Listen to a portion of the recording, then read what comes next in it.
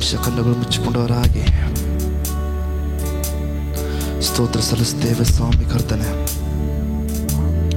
ನೀವೇ ನನ್ನ ಪ್ರಾಣವು, ನೀವೇ ನನ್ನ ಸರ್ವವು, ನೀನೇ ನನ್ನ ಜೀವವು యేసయ్య. ನೀನೇ ನನ್ನ ಪ್ರಾಣವು, ನೀನೇ ನನ್ನ ಸರ್ವವು, ನೀನೇ ನನ್ನ ಜೀವವು యేసయ్య. ಆತನೇ ನಮ್ಮ ಪ್ರಾಣ. ನೀನೇ ನನ್ನ ಪ್ರಾಣವು, ನೀನೇ ನನ್ನ ಸರ್ವವು, ನೀನೇ ನನ್ನ ಜೀವವು యేసయ్య. ನೀನೇ ನನ್ನ ಪ್ರಾಣವು, ನೀನೇ ನನ್ನ ಸರ್ವವು, ನೀನೇ ನನ್ನ ಜೀವವು యేసయ్య. ಮರೆಯಲಾರೆ ನಿನ್ನ ಪ್ರೇಮ, ಬಿಡಲಾರೆ ನಯ್ಯ ನಿನ್ನ ಸ್ನೇಹ. ಮರೆಯಲಾರೆ ನಿನ್ನ ಪ್ರೇಮ, ಬಿಡಲಾರೆ ನಯ್ಯ ನಿನ್ನ ಸ್ನೇಹ. ನೀನೇ ನನ್ನ ಪ್ರಾಣವು, ನೀನೇ ನನ್ನ ಸರ್ವವು, ನೀನೇ ನನ್ನ ಜೀವವು యేసయ్య. ಓ ಯೇಸುವೇ, ನೀನೇ ನನ್ನ ಪ್ರಾಣವು, ನೀನೇ ನನ್ನ ಸರ್ವವು, ನೀನೇ ನನ್ನ ಜೀವವು యేసయ్య. ಮಾರ್ಗವು ನೀನೇ, ಸತ್ಯ ಜೀವವು ನೀನೇ, ನಾ ಜೀವಿಸಲು ಆಧಾರವು ನೀ. ಆತನೇ ನಮ್ಮ ಮಾರ್ಗ. ಮಾರ್ಗವು ನೀನೇ, ಸತ್ಯ ಜೀವವು ನೀನೇ, ನಾ ಜೀವಿಸಲು ಆಧಾರವು ನೀನೇ. ಬದುಕೆಲ್ಲ ನಿನಗಾಗಿ ಜೀವಿಸುವೆ, ನಿನ್ನನ್ನೇ ಆರಾಧಿಸುವೆ. ಬದುಕೆಲ್ಲ ನಿನಗಾಗಿ ಜೀವಿಸುವೆ, ನಿನ್ನನ್ನೇ ಆರಾಧಿಸುವೆ. ಮರೆಯಲಾರೆ ನಿನ್ನ ಪ್ರೇಮ, ಬಿಡಲಾರೆ ನಯ್ಯ ನಿನ್ನ ಸ್ನೇಹ. ಮರೆಯಲ ಓ ಯೇಸುವೇ ನಿನ್ನ ಪ್ರೇಮ, ಬಿಡಲಾರೆ ನಯ್ಯ ನಿನ್ನ ಸ್ನೇಹ. ನೀನೇ ನನ್ನ ಪ್ರಾಣವು, ನೀನೇ ನನ್ನ ಸರ್ವವು, ನೀನೇ ನನ್ನ ಜೀವವು యేసయ్య. ನೀನೇ ನನ್ನ ಪ್ರಾಣವು, ನೀನೇ ನನ್ನ ಸರ್ವವು, ನೀನೇ ನನ್ನ ಜೀವವು యేసయ్య. ಜೊತೆಯು ನೀನೇ, ಜೊತೆಯು ನೀನೇ, ನನ್ನ ನೆರಳು ನೀನೇ, ನಾ ಜೀವಿಸಲು ಆಧಾರವು. ನಮ್ಮ ಜೊತೆಯಾದಾತನು, ಜೊತೆಯು ನಮ್ಮ ನೆರಳಾದಾತನು, ನನ್ನ ನೆರಳು ನೀನೇ, ನಾ ಜೀವಿಸಲು ಆಧಾರವು ನೀ. ಅಪಾಯ ಬರದಂತೆ ನಮ್ಮನ್ನು ಕಾಪಾಡುವಾತನು, ಅಪಾಯ ಬರದಂತೆ ಕಾಪಾಡುವೆ, ನಿನ್ನನ್ನೇ ಆರಾಧಿಸುವೆ. ಅಪಾಯ ಬರದಂತೆ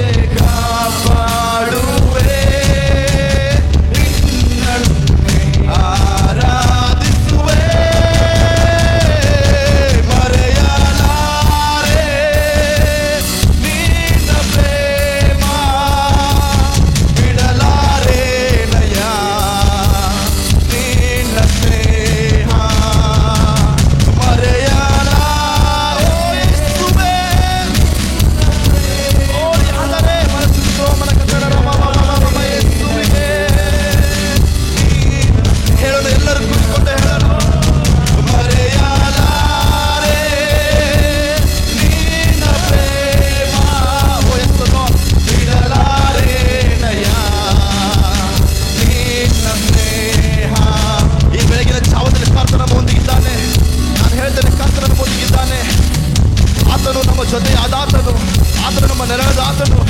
ಓ ಯೇಸುವೇ,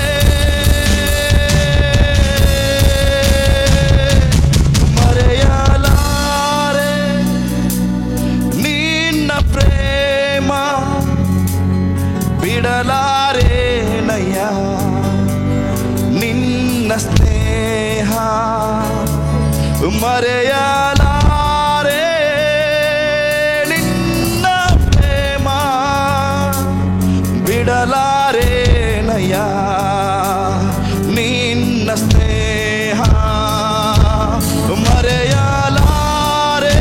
ಹೇಳೋಣ, ನಿನ್ನ ಪ್ರೇಮ ಬಿಡಲಾರೇನಯ್ಯ ನಿನ್ನ ಸ್ನೇಹ. ಈ ಬೆಳಗಿನ ಜಾವದಲ್ಲಿ ಕುಟುಂಬದಲ್ಲಿ ಕೂತುಕೊಂಡಿರುವಾಗಲೂ ಆತನು ನಿಮ್ಮ ಮಧ್ಯದಲ್ಲಿದ್ದಾನೆ. ನಾನು ಹೇಳಬೇಕಂದ್ರೆ ದೇವ ಜನರೇ, ಆತನು ನಿಮ್ಮ ಮಧ್ಯದಲ್ಲಿದ್ದಾನೆ. ಯಾಕೆ ಆತನ ವಾಕ್ಯ ಹೇಳ್ತದಲ್ಲ, ಎಲ್ಲಿ ಇಬ್ಬರಾಗಲಿ ಮೂವರಾಗಲಿ ಹೆಸರಲ್ಲಿ ಕೂಡಿ ಬಂದಿರ್ತಾರೋ ಅವರ ಮಧ್ಯದಲ್ಲಿ ನಾನೇ ಇಳಿದು ಬರ್ತೇನೆ ಅಂತ ಹೇಳಿದ ಆತನು.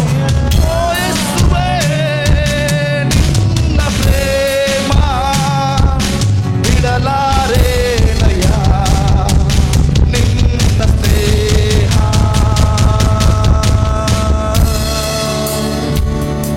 ಓ ಯೇಸುವೇ, ಕರ್ತನೇ ನಮ್ಮ ಮಧ್ಯದಲ್ಲಿದ್ದಾನೆ, ಯಜಮಾನನೇ ನಮ್ಮ ಮಧ್ಯದಲ್ಲಿದ್ದಾನೆ. ಓ ಯೇಸುವೇ, ಓ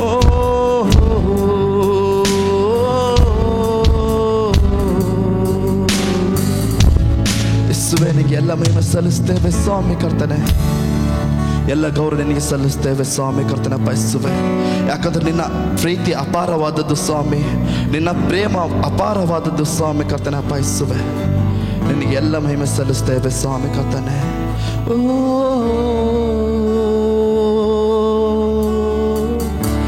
ಯೇಸುವೇ, ಗಾಢಾಂಧಕಾರ ಕಣಿವೆಯ ನಾ ನಡೆದ ಪ್ರತಿ ಮಾರ್ಗವು ಸರಿಪಡಿಸುವ ನನ್ನ ತಂದೆ. ಗಾಢಾಂಧಕಾರ ಕಣಿವೆಯ ನಾ ನಡೆದ ಪ್ರತಿ ಮಾರ್ಗವು ಸರಿಪಡಿಸುವ ನನ್ನ ತಂದೆ.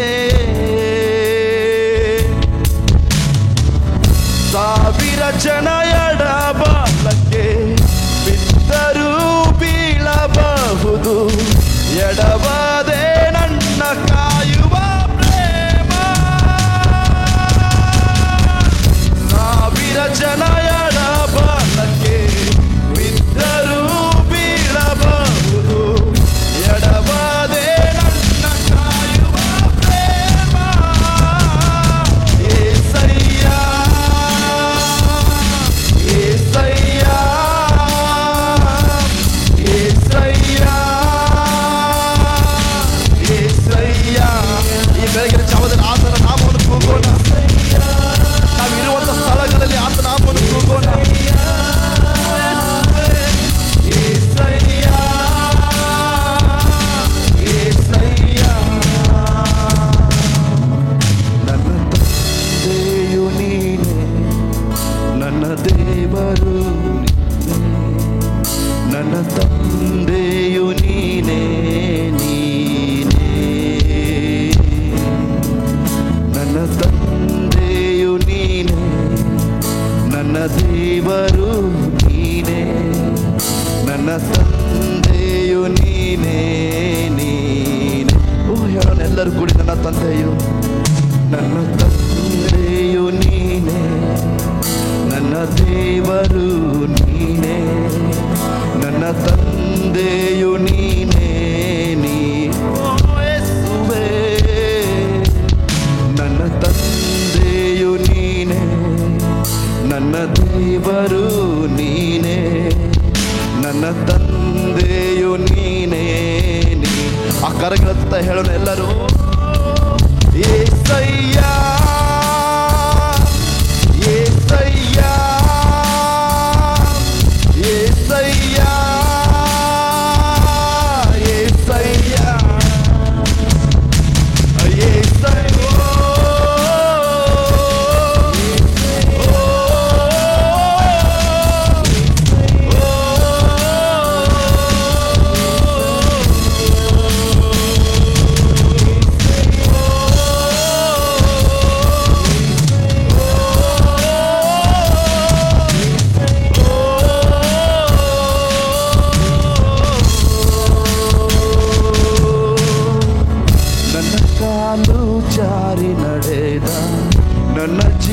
ಜೀವದ ಪ್ರತಿ ಮಾರ್ಗವು ಜೊತೆ ಇರುವ ನನ್ನ ತಂದೆ.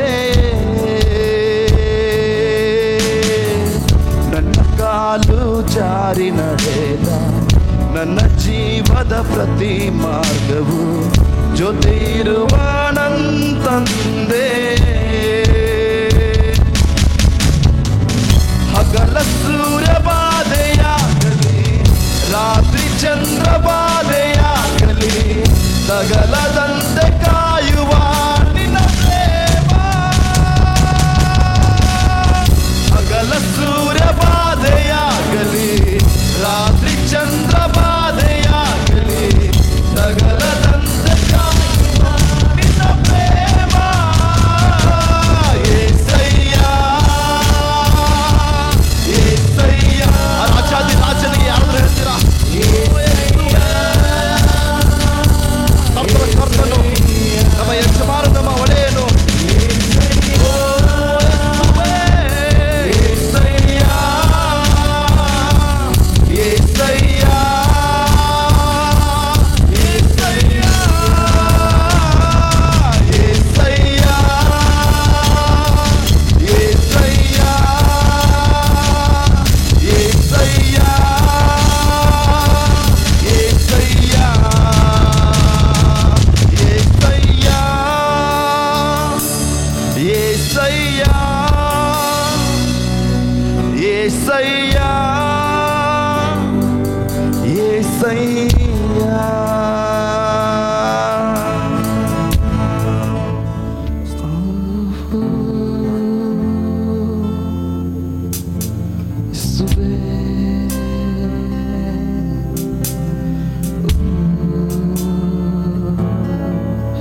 ನಿನ್ನ ಪ್ರೀತಿಸುವೆ ಪ್ರೀತಿಸುವೆ ಪ್ರೀತಿಸುವೆ ಯೇಸುವೆ. ನಿನ್ನ ಪ್ರೀತಿಸುವೆ ಪ್ರೀತಿಸುವೆ ಪ್ರೀತಿಸುವೆ ಯೇಸುವೆ. ನಿನ್ನ ಪ್ರೀತಿಸ್ತೇವೆ ಸ್ವಾಮಿ, ನಿನ್ನ ಪ್ರೀತಿಸುವೆ ಪ್ರೀತಿಸುವೆ ಪ್ರೀತಿಸುವೆ ಯೇಸುವೆ. ಹೇಳೋಣಲ್ಲ, ಓ ನಿನ್ನ ಪ್ರೀತಿಸುವೆ ಪ್ರೀತಿಸುವೆ ಪ್ರೀತಿಸುವೆ ಯೇಸುವೆ.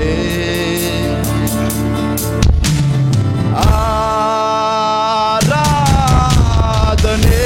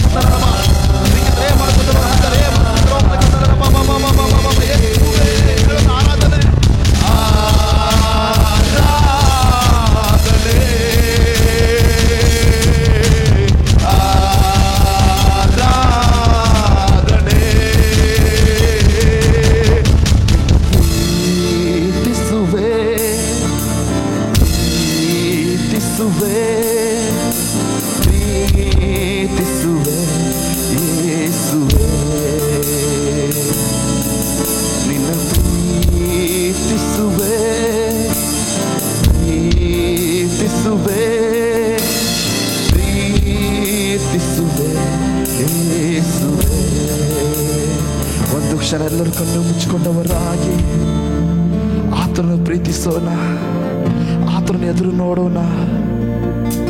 ಓ ಯೇಸುವೇ,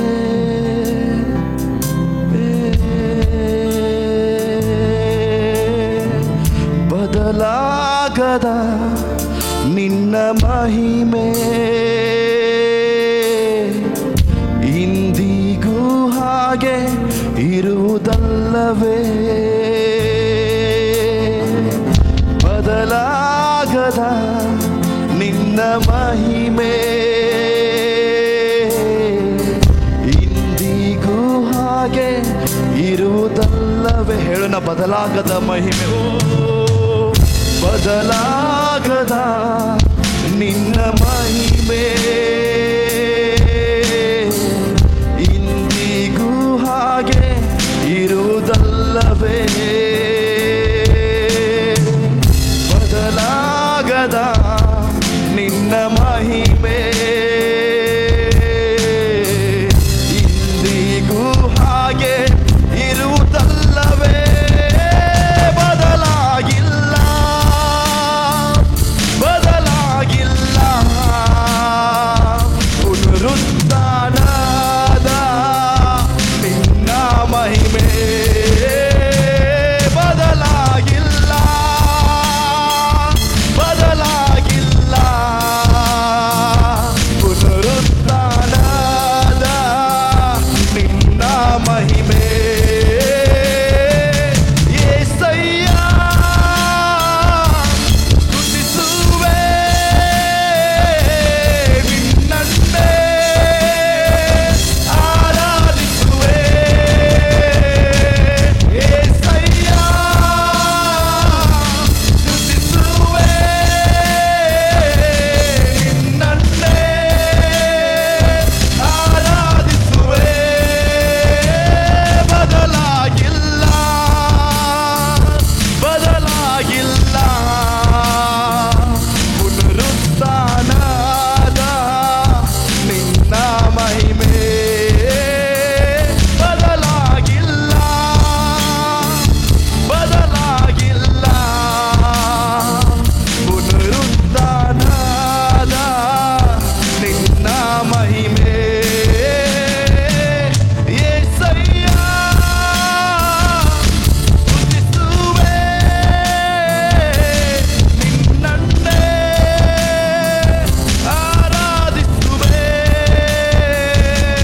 యేసయ్య ಓ ಯೇಸುವೆ, ನಿನ್ನೊಬ್ಬರನ್ನು ಸ್ತುತಿಸ್ತೇವೆ ಸ್ವಾಮಿ, ನಿನ್ನೊಬ್ಬರನ್ನು ಕೊಂಡಾಡ್ತೇವೆ ಸ್ವಾಮಿ. ಯಾಕಂದ್ರೆ ಎಂದಿಗೂ ಬದಲಾಗದ ದೇವರು ನೀನು, ಎಂದಿಗೂ ಮಾರ್ಪಡದ ದೇವರು ನೀನು, ಓ ಎಂದಿಗೂ ಬದಲಾಗದ ದೇವರು.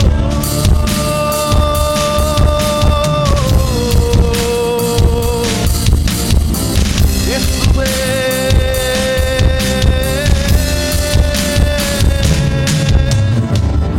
ಅಂದು ಎಲ್ರೋಹಿಯಾಗಿ ಎಲ್ಲವನ್ನು ನೋಡಿದಂತೆ ಇಂದಿಗೂ ನನ್ನ ನೋಡುತ್ತಿರುವೆ. ಅಂದು ಎಬಿನೇಸರಾಗಿ ಎಲ್ಲರಿಗೂ ಸಹಾಯ ನೀನೇ, ಇಂದಿಗೂ ನನ್ನ ಸಹಾಯ ನೀನೇ. ಅಂದು ಎಲ್ಲ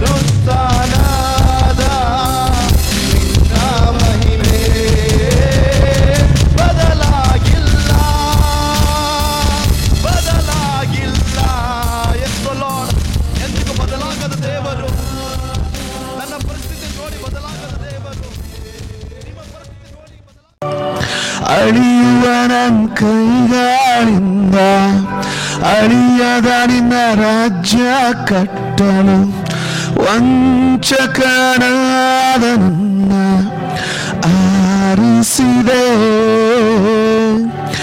ಅಳಿಯುವ ನನ್ನ ತುಟಿಗಳಿಂದ ಅಳಿಯದ ನಿನ್ನ ವಾಕ್ಯ ಸಾರಲು ವಂಚಕನಾದ ನನ್ನ ಆರಿಸಿದೆ. ಅಳಿಯುವ ನನ್ನ ಕೈಗಳಿಂದ ಅಳಿಯದ ನಿನ್ನ ರಾಜ್ಯವ ಕಟ್ಟಲು ಹುಚ್ಚರಾದ ನನ್ನ ಆರಿಸಿದೆ. ಆರಾಧಿಸುವೆ ಅದ ನೆನಸಿಯೇ ಜೀವಮಾನವು ನಿನಗೆ ಮಾತ್ರವೇ. ಆರಾಧಿಸುವೆ ಅದ ನೆನಸಿಯೇ ಜೀವಮಾನವು ನಿನಗೆ ಮಾತ್ರವೇ. ಆರಾಧಿಸುವೆ ಆರಾಧಿಸುವೆ ಆರಾಧಿಸುವೆ ಆರಾಧಿಸುವೆ ಆರಾಧಿಸುವೆ ಆರಾಧಿಸುವೆ ಆರಾಧಿಸುವೆ ಆರಾಧಿಸುವೆ. ಯಜಮಾನನೇ ಯಜಮಾನನೇ ನಿನ್ನ ಸೇವೆಗಾಗಿ ಕರೆದಿರುವೆ. ಯಜಮಾನನೇ ಯಜಮಾನನೇ ನಿನ್ನ ಸೇವೆಗಾಗಿ ಕರೆದಿರುವೆ.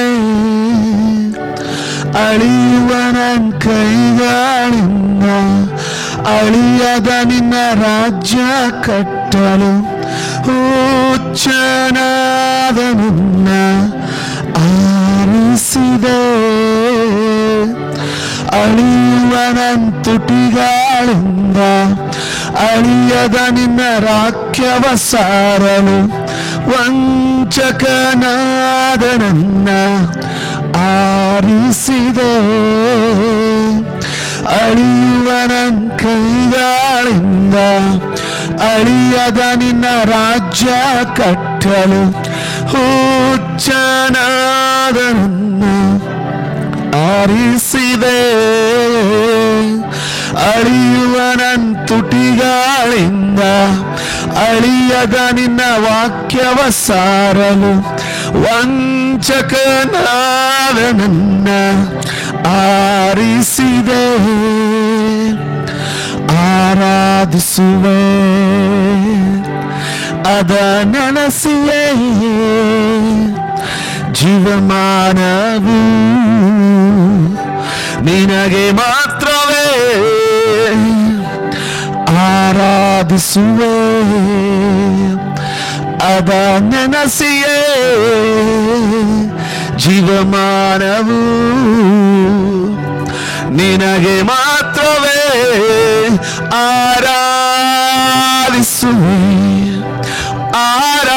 ಆರಾಧಿಸುವೆ ಆರಾಧಿಸುವೆ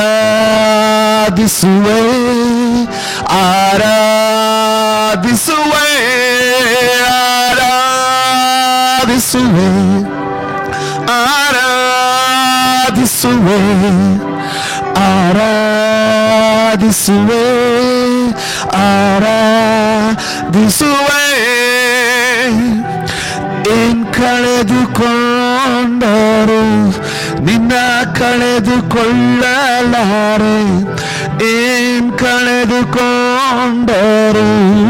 ನಿನ್ನ ಕಳೆದುಕೊಳ್ಳಲಾರೆ. ಸೇವೆಯ ಕೊಟ್ಟವನೇ ನಾನು ನಿನಗಾಗಿ ಜೀವಿಸುವೆ.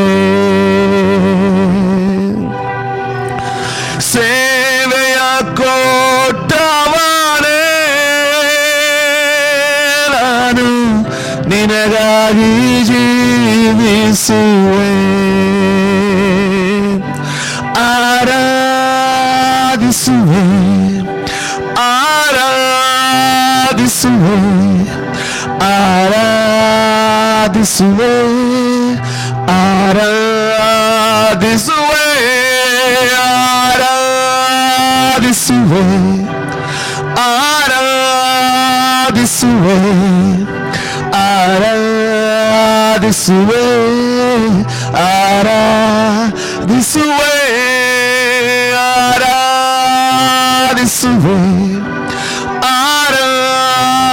ಆರಾಧಿಸುವೆ, ಆರಾಧಿಸುವೆ, ಆರಾಧಿಸುವೆ. ತಂದೆ ದೇವರ ಆರಾಧನೆ ನೀನು ಸಲ್ಲಿಸ್ತೇವೆ, ಮಹಿಮೆಯನ್ನು ನೀನು ಸಲ್ಲಿಸ್ತೇವೆ ಒಡೆಯ. ನೀನೊಬ್ಬನೇ ಕರ್ತನು, ಭೂ ಪರಲೋಕಗಳನ್ನು ಸೃಷ್ಟಿಸಿದ ಆತನು. ನಮ್ಮ ಜೀವಮಾನದಲ್ಲಿ ಇಂಥ ವ್ಯತಿರಿಕ್ತವಾದ ದಿನವನ್ನು ಕಾಣ್ತೀವಿ ಎಂಬುದನ್ನು ನೆನೆಸದೇ ಇದ್ದಾಗಲೂ ಸಹ ನಮ್ಮ ಸೇವೆ ಚರಿತ್ರೆಯಲ್ಲಿ, ನಮ್ಮ ಜೀವಮಾನ ಕಾಲದಲ್ಲಿ ಇಂಥ ಒಂದು ರವಿವಾರ, ಇಂಥ ಒಂದು ಭಾನುವಾರ ಈ ರೀತಿ ವಾಕ್ಯ ಕೇಳುವಂಥ ಒಂದು ಸ್ವಾಮಿ ಕರ್ತನೇವೆ ಹೊಸ ತಂತ್ರಜ್ಞಾನದ ಮೂಲಕ ಮನೆಗಳಲ್ಲಿ ವಾಕ್ಯ ಕೇಳುವಂಥ ಈ ಒಂದು ದಿನವನ್ನು ನೀನು ಕೊಟ್ಟಿದ್ದೀವಿ. ಅದಕ್ಕಾಗಿ ನಿನಗೆ ಸ್ತೋತ್ರ ಸಲ್ಲಿಸ್ತೇವೆ. ಇದನ್ನು ನಾವು ನಕಾರಾತ್ಮಕವಾಗಿ ವಿಷಾದಕರವಾಗಿ ನೋಡದೆ, ಆದಾಗ್ಯೂ ಇಂಥ ಕಠಿಣ ಸಮಯದಲ್ಲಿ ಇಂಥ ಆಧುನಿಕ ತಂತ್ರಜ್ಞಾನ ಇರುವಂಥ ಸ್ವಾಮಿ ಒಂದು ಸಂತತಿಯಲ್ಲಿ ನಮ್ಮನ್ನು ಹುಟ್ಟಿಸಿದೆಯಲ್ಲ, ಇಂಥ ಸಮಯದಲ್ಲಿ ನಮ್ಮನ್ನು ಹುಟ್ಟಿಸಿದೆ. ಅದಕ್ಕಾಗಿ ನಿನಗೆ ಸ್ತೋತ್ರ ಸಲ್ಲಿಸ್ತೇನೆ ಸ್ವಾಮಿ. ಲೋಕದಲ್ಲೆಲ್ಲ ಕೊರೋನಾ, ಅನಾರೋಗ್ಯ, ತಾಪತ್ರಯ, ವೈರಸ್ ಸ್ವಾಮಿ ಜನರಲ್ಲಿ ಪೀಡೆ, ನೋವನ್ನು ಉಂಟು ಮಾಡಿರುವಾಗ ನೀನು ವಾಗ್ದಾನ ಮಾಡಿದ್ದೀಯ ಸ್ವಾಮಿ. ನನ್ನ ಜನರು, ನನ್ನ ಹೆಸರಿನಿಂದ ಕರೆಯಲ್ಪಡುವಂಥ ನನ್ನ ಜನರು ತಮ್ಮ ದುಷ್ಟ ಮಾರ್ಗಗಳಿಂದ ತಿರುಗಿಕೊಂಡು ತಮ್ಮನ್ನು ತಗ್ಗಿಸಿಕೊಂಡು ಪ್ರಾರ್ಥಿಸುವುದಾಗಿದ್ರೆ ನಾನು ಪರಲೋಕದಿಂದ ಅವರ ಕೂಗನ್ನು ಲಾಲಿಸುವೆನೆಂಬುದಾಗಿ ವಾಗ್ದಾನ ಮಾಡಿದ್ದೀಯಲ್ಲ ಸ್ವಾಮಿ.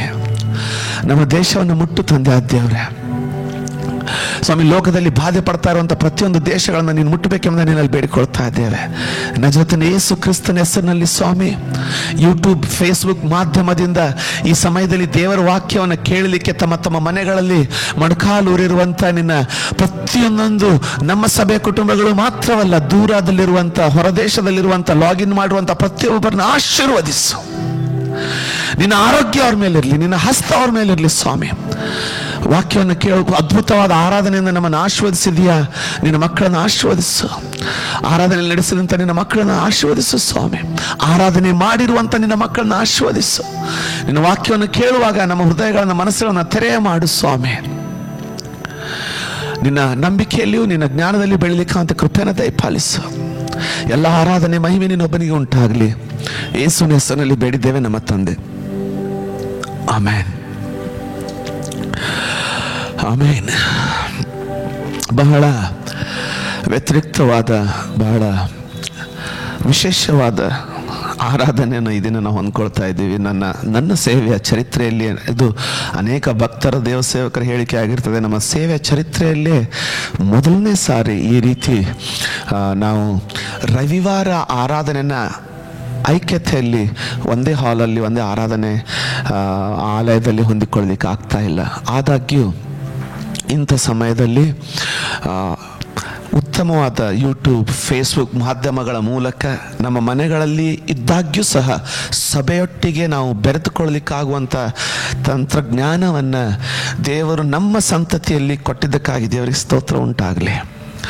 ವಾಕ್ಯವನ್ನು ಕೇಳಲಿಕ್ಕೆ ಹೋಗ್ತಾ ಇದ್ದೇವೆ. ಎಲ್ಲ ಹೌಸ್ ಆಫ್ ಪ್ರೈಸಿನ ಎಲ್ಲ ಸದಸ್ಯರಿಗೆ ನಾನು ಕೃತಜ್ಞತೆ ಸಲ್ಲಿಸ್ತಾ ಇದ್ದೇನೆ. ಲಾಗಿನ್ ಮಾಡಿದ್ದೀರಾ?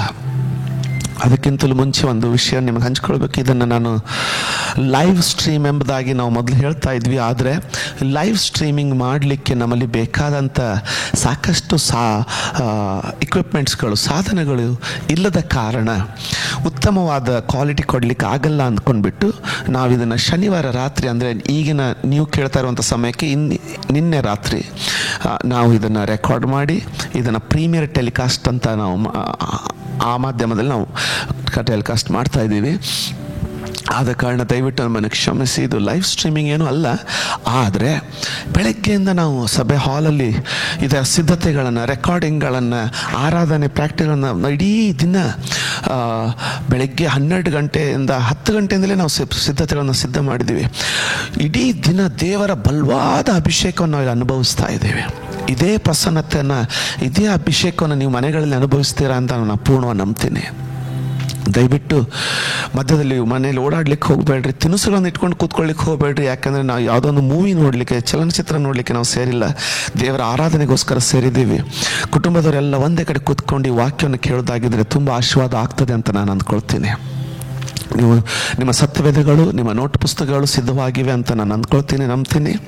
ಬರುವ ದಿನಗಳಲ್ಲಿ ಇನ್ನೂ ಕೆಲವರು ಮೆಸೇಜ್ಗಳನ್ನು ಕಳಿಸಿದ್ದಾರೆ, ಪಾಸ್ಟ್ರೆ ನಾವು ಈ ಲಿಂಕನ್ನು ನಮ್ಮ ಪರಿಚಯದವರಿಗೆ, ನಮ್ಮ ಸ್ನೇಹಿತರಿಗೆ ಕೊಡ್ಬೋದಾ, ಅವರು ನೋಡಲಿಕ್ಕೆ ಆಸೆ ಪಡ್ತಾರೆ ಅಂತ. ತುಂಬ ಸಂತೋಷದ ಪ್ರತಿಕ್ರಿಯೆ ಅದು. ನೀವು ಆ ರೀತಿ ಅದನ್ನು ಕಳಿಸ್ಬೋದು, ಅವರು ಅದರಲ್ಲಿ ಭಾಗವಹಿಸಲಿ.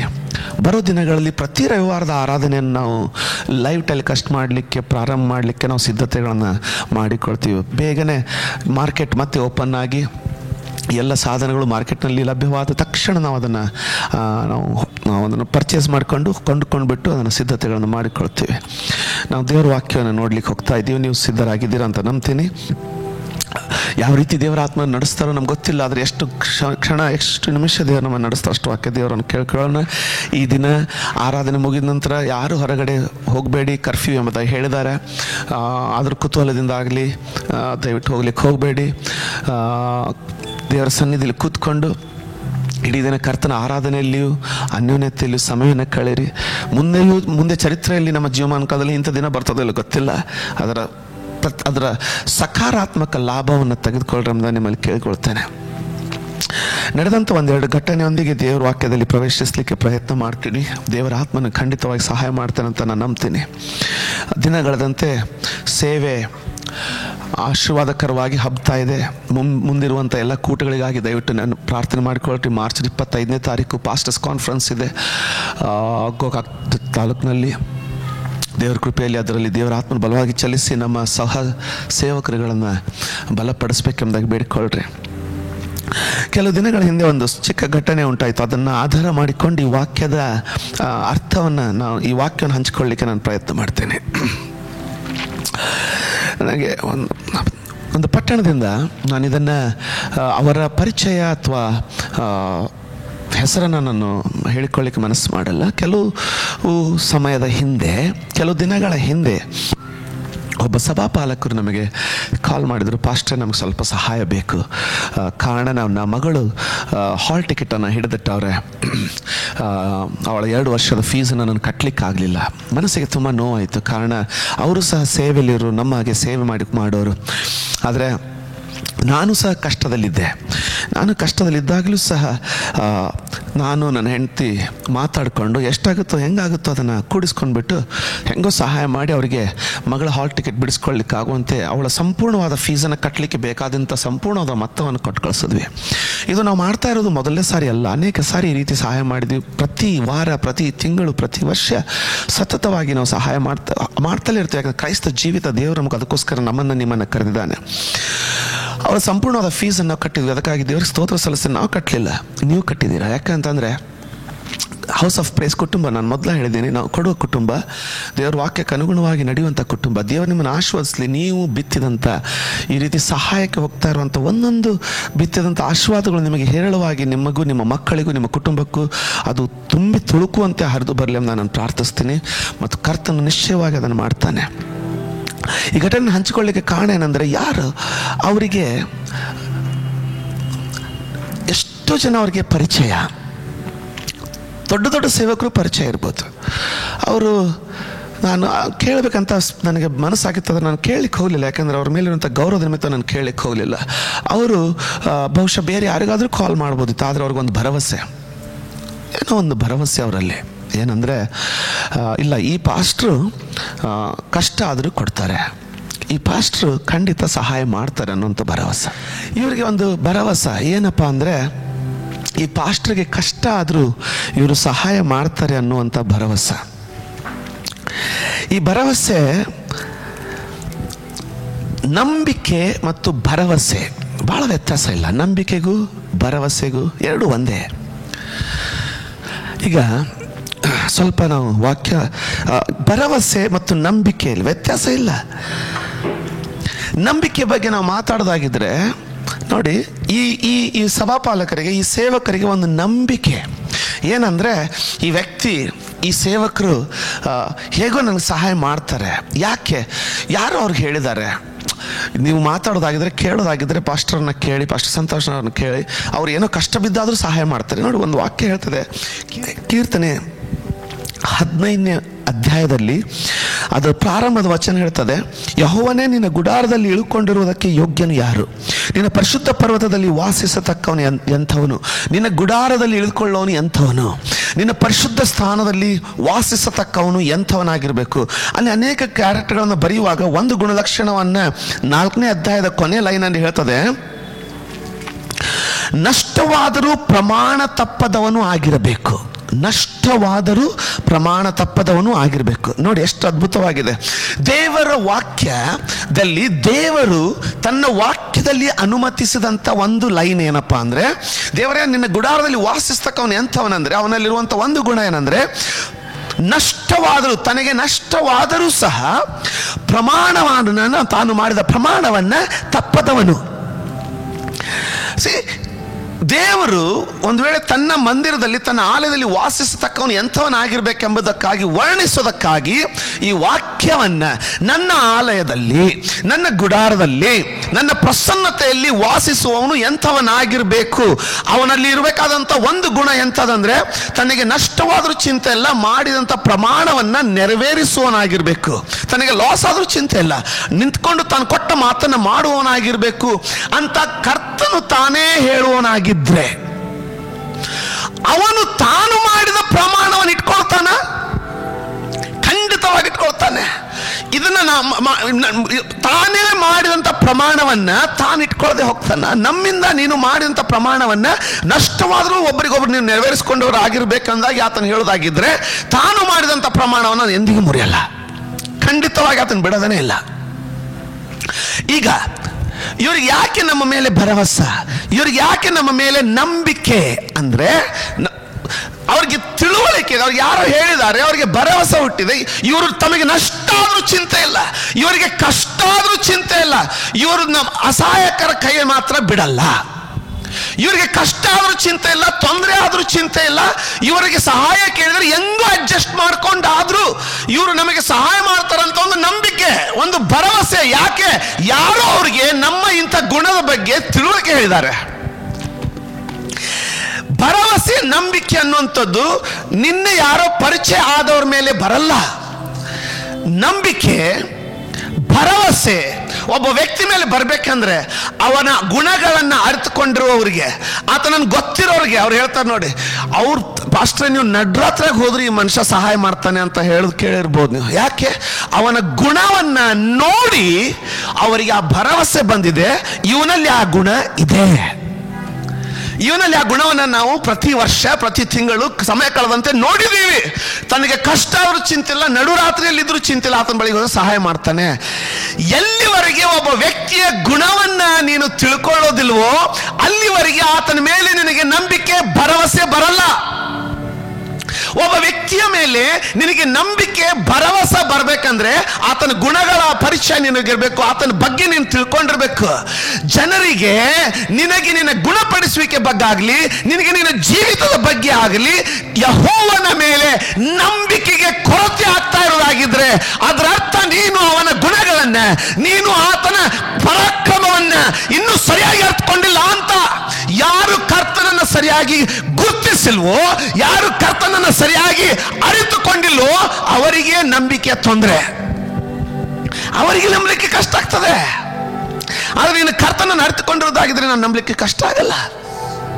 ಒಂದು ದಿನ ಒಬ್ಬ ಸೇವಕರ ಒಂದು ಸೇವೆಯಲ್ಲಿ ಸೇವೆ ಮಾಡುವಂಥ ಅವ್ರ ಅಸೋಸಿಯೇಟ್ ಒಂದು ಸರಿ ಭೇಟಿ ಆಗ್ಲಿಕ್ಕೆ ಬಂದ್ಬಿಟ್ಟು ಹೇಳ್ತಾರೆ, ಪಾಸ್ಟ್ರೆ ಬೆಳಗಾವಿಯಲ್ಲಿ ಒಂದು ಆರಾಧನೆ ಕೂಟ ಮಾಡ್ಬೇಕಂತ ನಮಗೆ ಆಸೆ ಇದೆ, ನಮ್ಮ ಪಾಸ್ಟ್ರು ನಿಮ್ಮನ್ನು ಭೇಟಿಯಾಗಂತ ಹೇಳಿದ್ರು ಅಂತ ಹೇಳಿದ್ರು. ನಾನು ಹೇಳಿದೆ, ಇಲ್ಲ, ಒಂದು ನಮಗೆ ಪಾಸ್ಟರ್ಸ್ ಫೆಲೋಶಿಪ್ ಇದೆ, ಪ್ರೆಸಿಡೆಂಟ್ ಇದ್ದಾರೆ, ಎಲ್ಲರೂ ಕೂಡಿದನ್ನು ಅರೇಂಜ್ ಮಾಡಲಿಕ್ಕೆ ನಿಮ್ಗೆ ಸಹಾಯ ಮಾಡ್ತಾರೆ, ನೀವು ಯಾಕೆ ದಯವಿಟ್ಟು ಅವ್ರನ್ನ ನೀವು ಭೇಟಿ ಆಗ್ಬೋದು ಅಂತ ಕೇಳಿದ್ರೆ ಅವ್ರು ಹೇಳ್ತಾರೆ, ಇಲ್ಲ ನಮ್ಮ ಪಾಸ್ಟರ್ ಹೇಳಿದ್ದಾರೆ.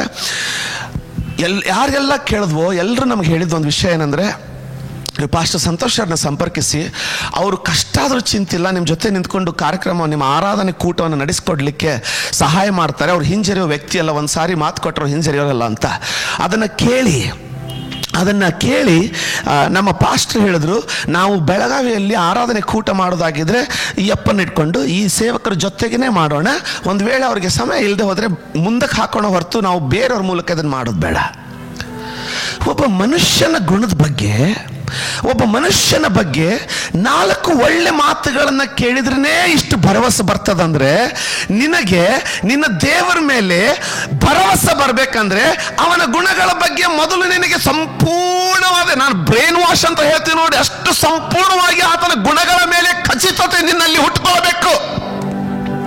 ಅದಕ್ಕೆ ರೋಮಾಪುರದವರು ಬರೆದ ಪತ್ರಿಕೆ 10ನೇ ಅಧ್ಯಾಯದ 17ನೇ ವಚನದ ಕಿಂಗ್ ಜೇಮ್ಸ್ ಕನ್ನಡ ಟ್ರಾನ್ಸ್ಲೇಷನ್ ಪ್ರಕಾರ ಈ ರೀತಿ ಹೇಳ್ತದೆ, ಕೇಳುವುದರಿಂದ ನಂಬಿಕೆ ಉಂಟಾಗುತ್ತೆ, ದೇವರ ವಾಕ್ಯವನ್ನು ಕೇಳುವುದರಿಂದಲೇ ನಂಬಿಕೆಯು ಉಂಟಾಗುತ್ತೆ. ಒಬ್ಬ ಮನುಷ್ಯನ 4 ಗುಣಗಳನ್ನ ಇವರಿಗೆ ಯಾರೋ ವರ್ಣಿಸಿದ್ರು, ಈತ ಒಳ್ಳೆಯವನು, ಕೈ ಹಿಡಿದ್ರೆ ಬಿಡಲ್ಲ, ನಿಮ್ಮ ಕೂಟಕ್ಕೆ ಸಹಾಯ ಮಾಡ್ತಾನೆ, ನಿಮಗೇನಾದ್ರೂ ಕಡಿಮೆ ಬಿದ್ದರೆ ತಂದಾದ್ರೂ ಹಾಕಿ ಮಾಡ್ತಾನೆ, ಇಲ್ಲದೆ ಹೋದ್ರೆ ಕೇಳಿ ಎಬ್ಬಿಸಿ ಮಾಡ್ತಾನೆ ಅಂತ ಕೊಟ್ಟಿದ್ದಕ್ಕೆ ಅವ್ರ ಮೇಲೆ ನಮ್ಮ ಮೇಲೆ ಭರವಸೆ ಎಷ್ಟಂದ್ರೆ, ಮಾಡಿದ್ರೆ ನಿಮ್ಮನ್ನು ಇಟ್ಕೊಂಡು ನಾವು ಕೂಟ ಮಾಡ್ತೀವಿ ಅಂತಾರೆ. ಒಬ್ಬ ಮನುಷ್ಯನ 4 ಒಳ್ಳೆ ಗುಣಗಳನ್ನ ಕೇಳಿ ಅವನ ಮೇಲೆ ಇಷ್ಟು ಭರವಸೆ ಬೇಕಾಗಿದ್ರೆ, ದೇವರ ವಾಕ್ಯದ ಹೇಳ್ತದೆ, ಯೆಹೋವನು ತನ್ನ ಕೈ ಹಿಡಿದವ್ರನ್ನ ಕೈ ಬಿಡುವನಲ್ಲ, ಯೆಹೋವನು ತನ್ನ ಮೇಲೆ ಭರವಸೆ ಬಿಟ್ಟವ್ರನ್ನ ಆಶಾಭಂಗ ಪಡಿಸುವನಲ್ಲ, ಯೆಹೋವನು ಇಸ್ರಾಯೇಲರನ್ನ ಕಾಯುವಂತ ಯೆಹೋವನು ತೂಕಡಿಸುವವನಲ್ಲ, ನಿದ್ರಿಸುವವನಲ್ಲ ಎಂಬುದಾಗಿ ಬರೆದಿದೆ. ಎಲ್ಲಿವರೆಗೆ ನಮಗೆ ಆತನ ಗುಣಗಳ ಬಗ್ಗೆ ತಿಳುವಳಿಕೆ ಬೆಳೆಸಿಕೊಳ್ಳಲ್ವೋ, unless we learn about his character, ಆತನ ಚರಿತ್ರೆ, ಆತನ ಸ್ವಭಾವವನ್ನು ಎಲ್ಲಿವರೆಗೆ ನೀನು ಧ್ಯಾನ ಮಾಡಲ್ಲ, ಸಮಯ ತೆಗೆದು ಆತನ ಗುಣಗಳನ್ನ ಮನನ ಮಾಡಲ್ಲ, ಸಮಯ ತೆಗೆದು ಎಲ್ಲಿವರೆಗೆ ಅದನ್ನು ಧ್ಯಾನ ಮಾಡಲ್ವೋ ಅಲ್ಲಿವರೆಗೆ ನಿನ್ನ ನಂಬಿಕೆ ಅವನಲ್ಲಿ ಬೆಳಿಲಿಕ್ಕೆ ಸಾಧ್ಯ ಇಲ್ಲ. ನಾನು ಒಂದು ವಿಷಯ ಅನ್ಕೊಳ್ತಾ ಇದ್ದೀನಿ, ನಂಬಿಕೆಯ ಬಗ್ಗೆ ನಾವು ತಪ್ಪು ಬೋಧನೆಗಳಲ್ಲಿ ಪ್ರವೇಶಿಸ್ತಾ ಇದ್ದೇವೆ. ನಂಬಿಕೆ ಇರೋದಾಗಿದ್ದೀನಿ, ಒಂದು ವ್ಯಕ್ತಿ ಒಂದು 4 ಒಳ್ಳೆ ಗುಣಗಳನ್ನು ತಿಳಿದುಕೊಳ್ಳುವಾಗ ನಮಗೆ ಅವರು ಆತ್ಮೀಯರಾಗಬೇಕಂತ ಆಸೆ ಪಡ್ತೀವಿ, ಅವ್ರು ನಮ್ಗೆ ಬೇಕಂತ ಆಸೆ ಪಡ್ತೀವಿ. ನಾವೇನ್ ಮಾಡ್ತೀವಿ ಅಂದ್ರೆ ಅವ್ರ ಜೊತೆಗೆ ಸಮಯ ಕಳಿತೀವಿ. ನಂಬಿಕೆ ಮೊದಲನೇ ಹೆಜ್ಜೆ. ಯಾವ ವ್ಯಕ್ತಿಯ ಬಗ್ಗೆ ನಿನಗೆ ಭರವಸವಿದೆಯೋ ನೀನು ಅವನ ಜೊತೆಗೆ ಸಮಯ ಕಳಿತೀಯ. ಕ್ರೈಸ್ತ ನಂಬಿಕೆ 360 ದಿನ 24 ಗಂಟೆ 7 ದಿನಗಳು ಕುತ್ಕೊಂಡ್ಬಿಟ್ಟು 2021 ಜನವರಿಯಲ್ಲಿ ನನಗೆ ಹೊಸ ಕಾರ್ ಬರ್ತದೆ ಅಂತ ಕನ್ಫೆಸ್ ಮಾಡೋದು ನಂಬಿಕೆ ಅಲ್ಲ. ನಂಬಿಕೆಯ ಮೊದಲನೇ ನಿಯಮ, ಯಾವ ವ್ಯಕ್ತಿಯನ್ನು ನೀನು ನಂಬ್ತೀಯೋ ನೀನು ಅವನ ಜೊತೆಗೆ ಸಹಭಾಗಿ ಆಗ್ತೀಯ, ಅವನ ಜೊತೆಗೆ ಸಮಯ ಕಳಿತೀಯ. ನಂಬಿಕೆಯ ಮೊದಲನೇ ಹೆಜ್ಜೆ, ನಂಬಿಕೆಯ ಮೊದಲನೇ ಕ್ರಿಯೆ, ನೀನು ನಿನ್ನ ಕರ್ತನ ವಾಕ್ಯದಲ್ಲಿ ಬರೆದಿರುವಂತಹ ಯೆಹೋವನ ಗುಣಗಳನ್ನು ನಂಬುವುದಾಗಿದ್ರೆ ಮೊದಲು ನೀನು ಆತನ ಜೊತೆಗೆ ಸಂಬಂಧದಲ್ಲಿರ್ತೀಯ. You will spend time with him. ಅವರು ಬಂದಂತ ಸೇವಕರು ಹೇಳ್ತಾರೆ, ಪಾಸ್ಟ್ರೆ ಕೂಟ ಸದ್ಯಕ್ಕೆ ಯಾಕಂದ್ರೆ ಅವ್ರು ಕೊಟ್ಟಂತ ಡೇಟ್ ನಮಗೆ ಮ್ಯಾಚ್ ಆಗಲಿಲ್ಲ, ನಾನು ಮುಂದಿನ ಸಾರಿ ಮಾಡೋಣ ಆದ್ರೆ ಅವ್ರು ಹೇಳ್ತಾರೆ, ಪಾಸ್ಟ್ರೆ ಮುಂದಿನ ಸಾರಿ ಮಾಡೋಣ ಆದ್ರೆ ಮೊದಲು ಅದಕ್ಕಿಂತ ಮುಂದೆ ನಾವು ನಿಮ್ಮ ಜೊತೆ ಸಂಪರ್ಕದಲ್ಲಿ ಇರ್ಬೋದಾ? ನಂಬಿಕೆ ರೀ, ನಂಬಿಕೆ ಇದ್ರೆ ಸಂಪರ್ಕದಲ್ಲಿರುವಂತ ಆಸೆ ಇರ್ತದೆ, ಯಾಕಂದ್ರೆ ನಿಮಗೆ ಅವ್ರ ಮೇಲೆ ಭರವಸೆವಿದೆ. ನೀನು ವಿಶ್ವಾಸಿಯಾಗಿ ಕ್ರೈಸ್ತನಾಗಿ ಬೆಳೀತಾ ಇದ್ದಾಗಲೂ ಸಹ ಪ್ರತಿ ದಿನದ ಪ್ರಾರ್ಥನೆಯ ಮೂಲಕ, ವಾಕ್ಯದ ಧ್ಯಾನದ ಮೂಲಕ ನೀನು ಕರ್ತನೊಂದಿಗೆ ಸಂಪರ್ಕದಲ್ಲಿ ಇಲ್ಲದೆ ಹೋದ್ರೆ ನಿನ್ನ ನಂಬಿಕೆ ಸತ್ತ ನಂಬಿಕೆ ಆಗಿದೆ. ನಿನಗೆ ಭರವಸೆ ಇಲ್ಲ, ನಂಬಿಕೆ ಇಲ್ಲ ನಿನಗೆ. ನೆನಪಿಟ್ಕೊಳ್ಳಿ, ನಂಬರ್ 1, ಕರ್ತನೊಂದಿಗೆ ನೀನು ಒಂದು ವೇಳೆ ನಿನಗೆ ಒಬ್ಬ ವ್ಯಕ್ತಿಯ 4-5 ಒಳ್ಳೆ ಗುಣಗಳನ್ನು ಕೇಳಿದ್ರೆ ಅವನನ್ನು ಭೇಟಿ ಆಗತ್ತೆ, ಅವನ ಜೊತೆಗೆ ಇರ್ಲಿಕ್ಕೆ ಮನಸ್ಸಾಗ್ತದಂದ್ರೆ ಎಲ್ಲ ಬರೀ ಸುಗುಣಗಳಲ್ಲ, ಶ್ರೇಷ್ಠವಾದ ದೈವಿಕವಾದ ಗುಣಗಳನ್ನು ಹೊಂದಂತ ಕರ್ತನು ಅರಸನು, ಅವನಿಗಿರುವಂಥ ಗುಣಗಳು ಬೇರೆಯವ್ರಿಗೆ ಇರ್ಲಿಕ್ಕೆ ಸಾಧ್ಯ ಇಲ್ಲ. ಅಂಥವನು ನಿನ್ನ ಜೊತೆಗೆ ಇರ್ಲಿಕ್ಕೆ ಆಸೆ ಪಡೋದಾಗಿದ್ರೆ ನೀನು ಸಮಯ ಕೊಡ್ತಾ ಇಲ್ಲ ಅಂದ್ರೆ ನಿನಗೆ ನಂಬಿಕೆ ಇಲ್ಲ ಅಂತ ಅರ್ಥ. ನಂಬಿಕೆ ಇದ್ರೆ ಸಮಯ ಕೊಡದೆ ನೀನು ಇರ್ತಾ ಇರಲಿಲ್ಲ. ಖಂಡಿತವಾಗಿ ಸಮಯ ಕೊಡ್ತಾ ಇದ್ದೆ. ಇವತ್ತು ತುಂಬ ಬೋಧಿಸ್ಲಿಕ್ಕೆ ನಾನು ಹೋಗಲ್ಲ, ಯಾಕೆಂದರೆ ಮನೆಯಲ್ಲಿ ಕೇಳುವಾಗ ನೀವು ಯಾವ ರೀತಿಯಾದ ಅನುಭವ ಆಗುತ್ತೋ ನನಗೆ ಗೊತ್ತಿಲ್ಲ. ಆದರೆ ವಾಕ್ಯವನ್ನು ದಯವಿಟ್ಟು ಕೇಳಿ, ಕರ್ತನ ಖಂಡಿತವಾಗಿ ನಿಮ್ಮನ್ನು ಆಶೀರ್ವದಿಸ್ತಾನೆ.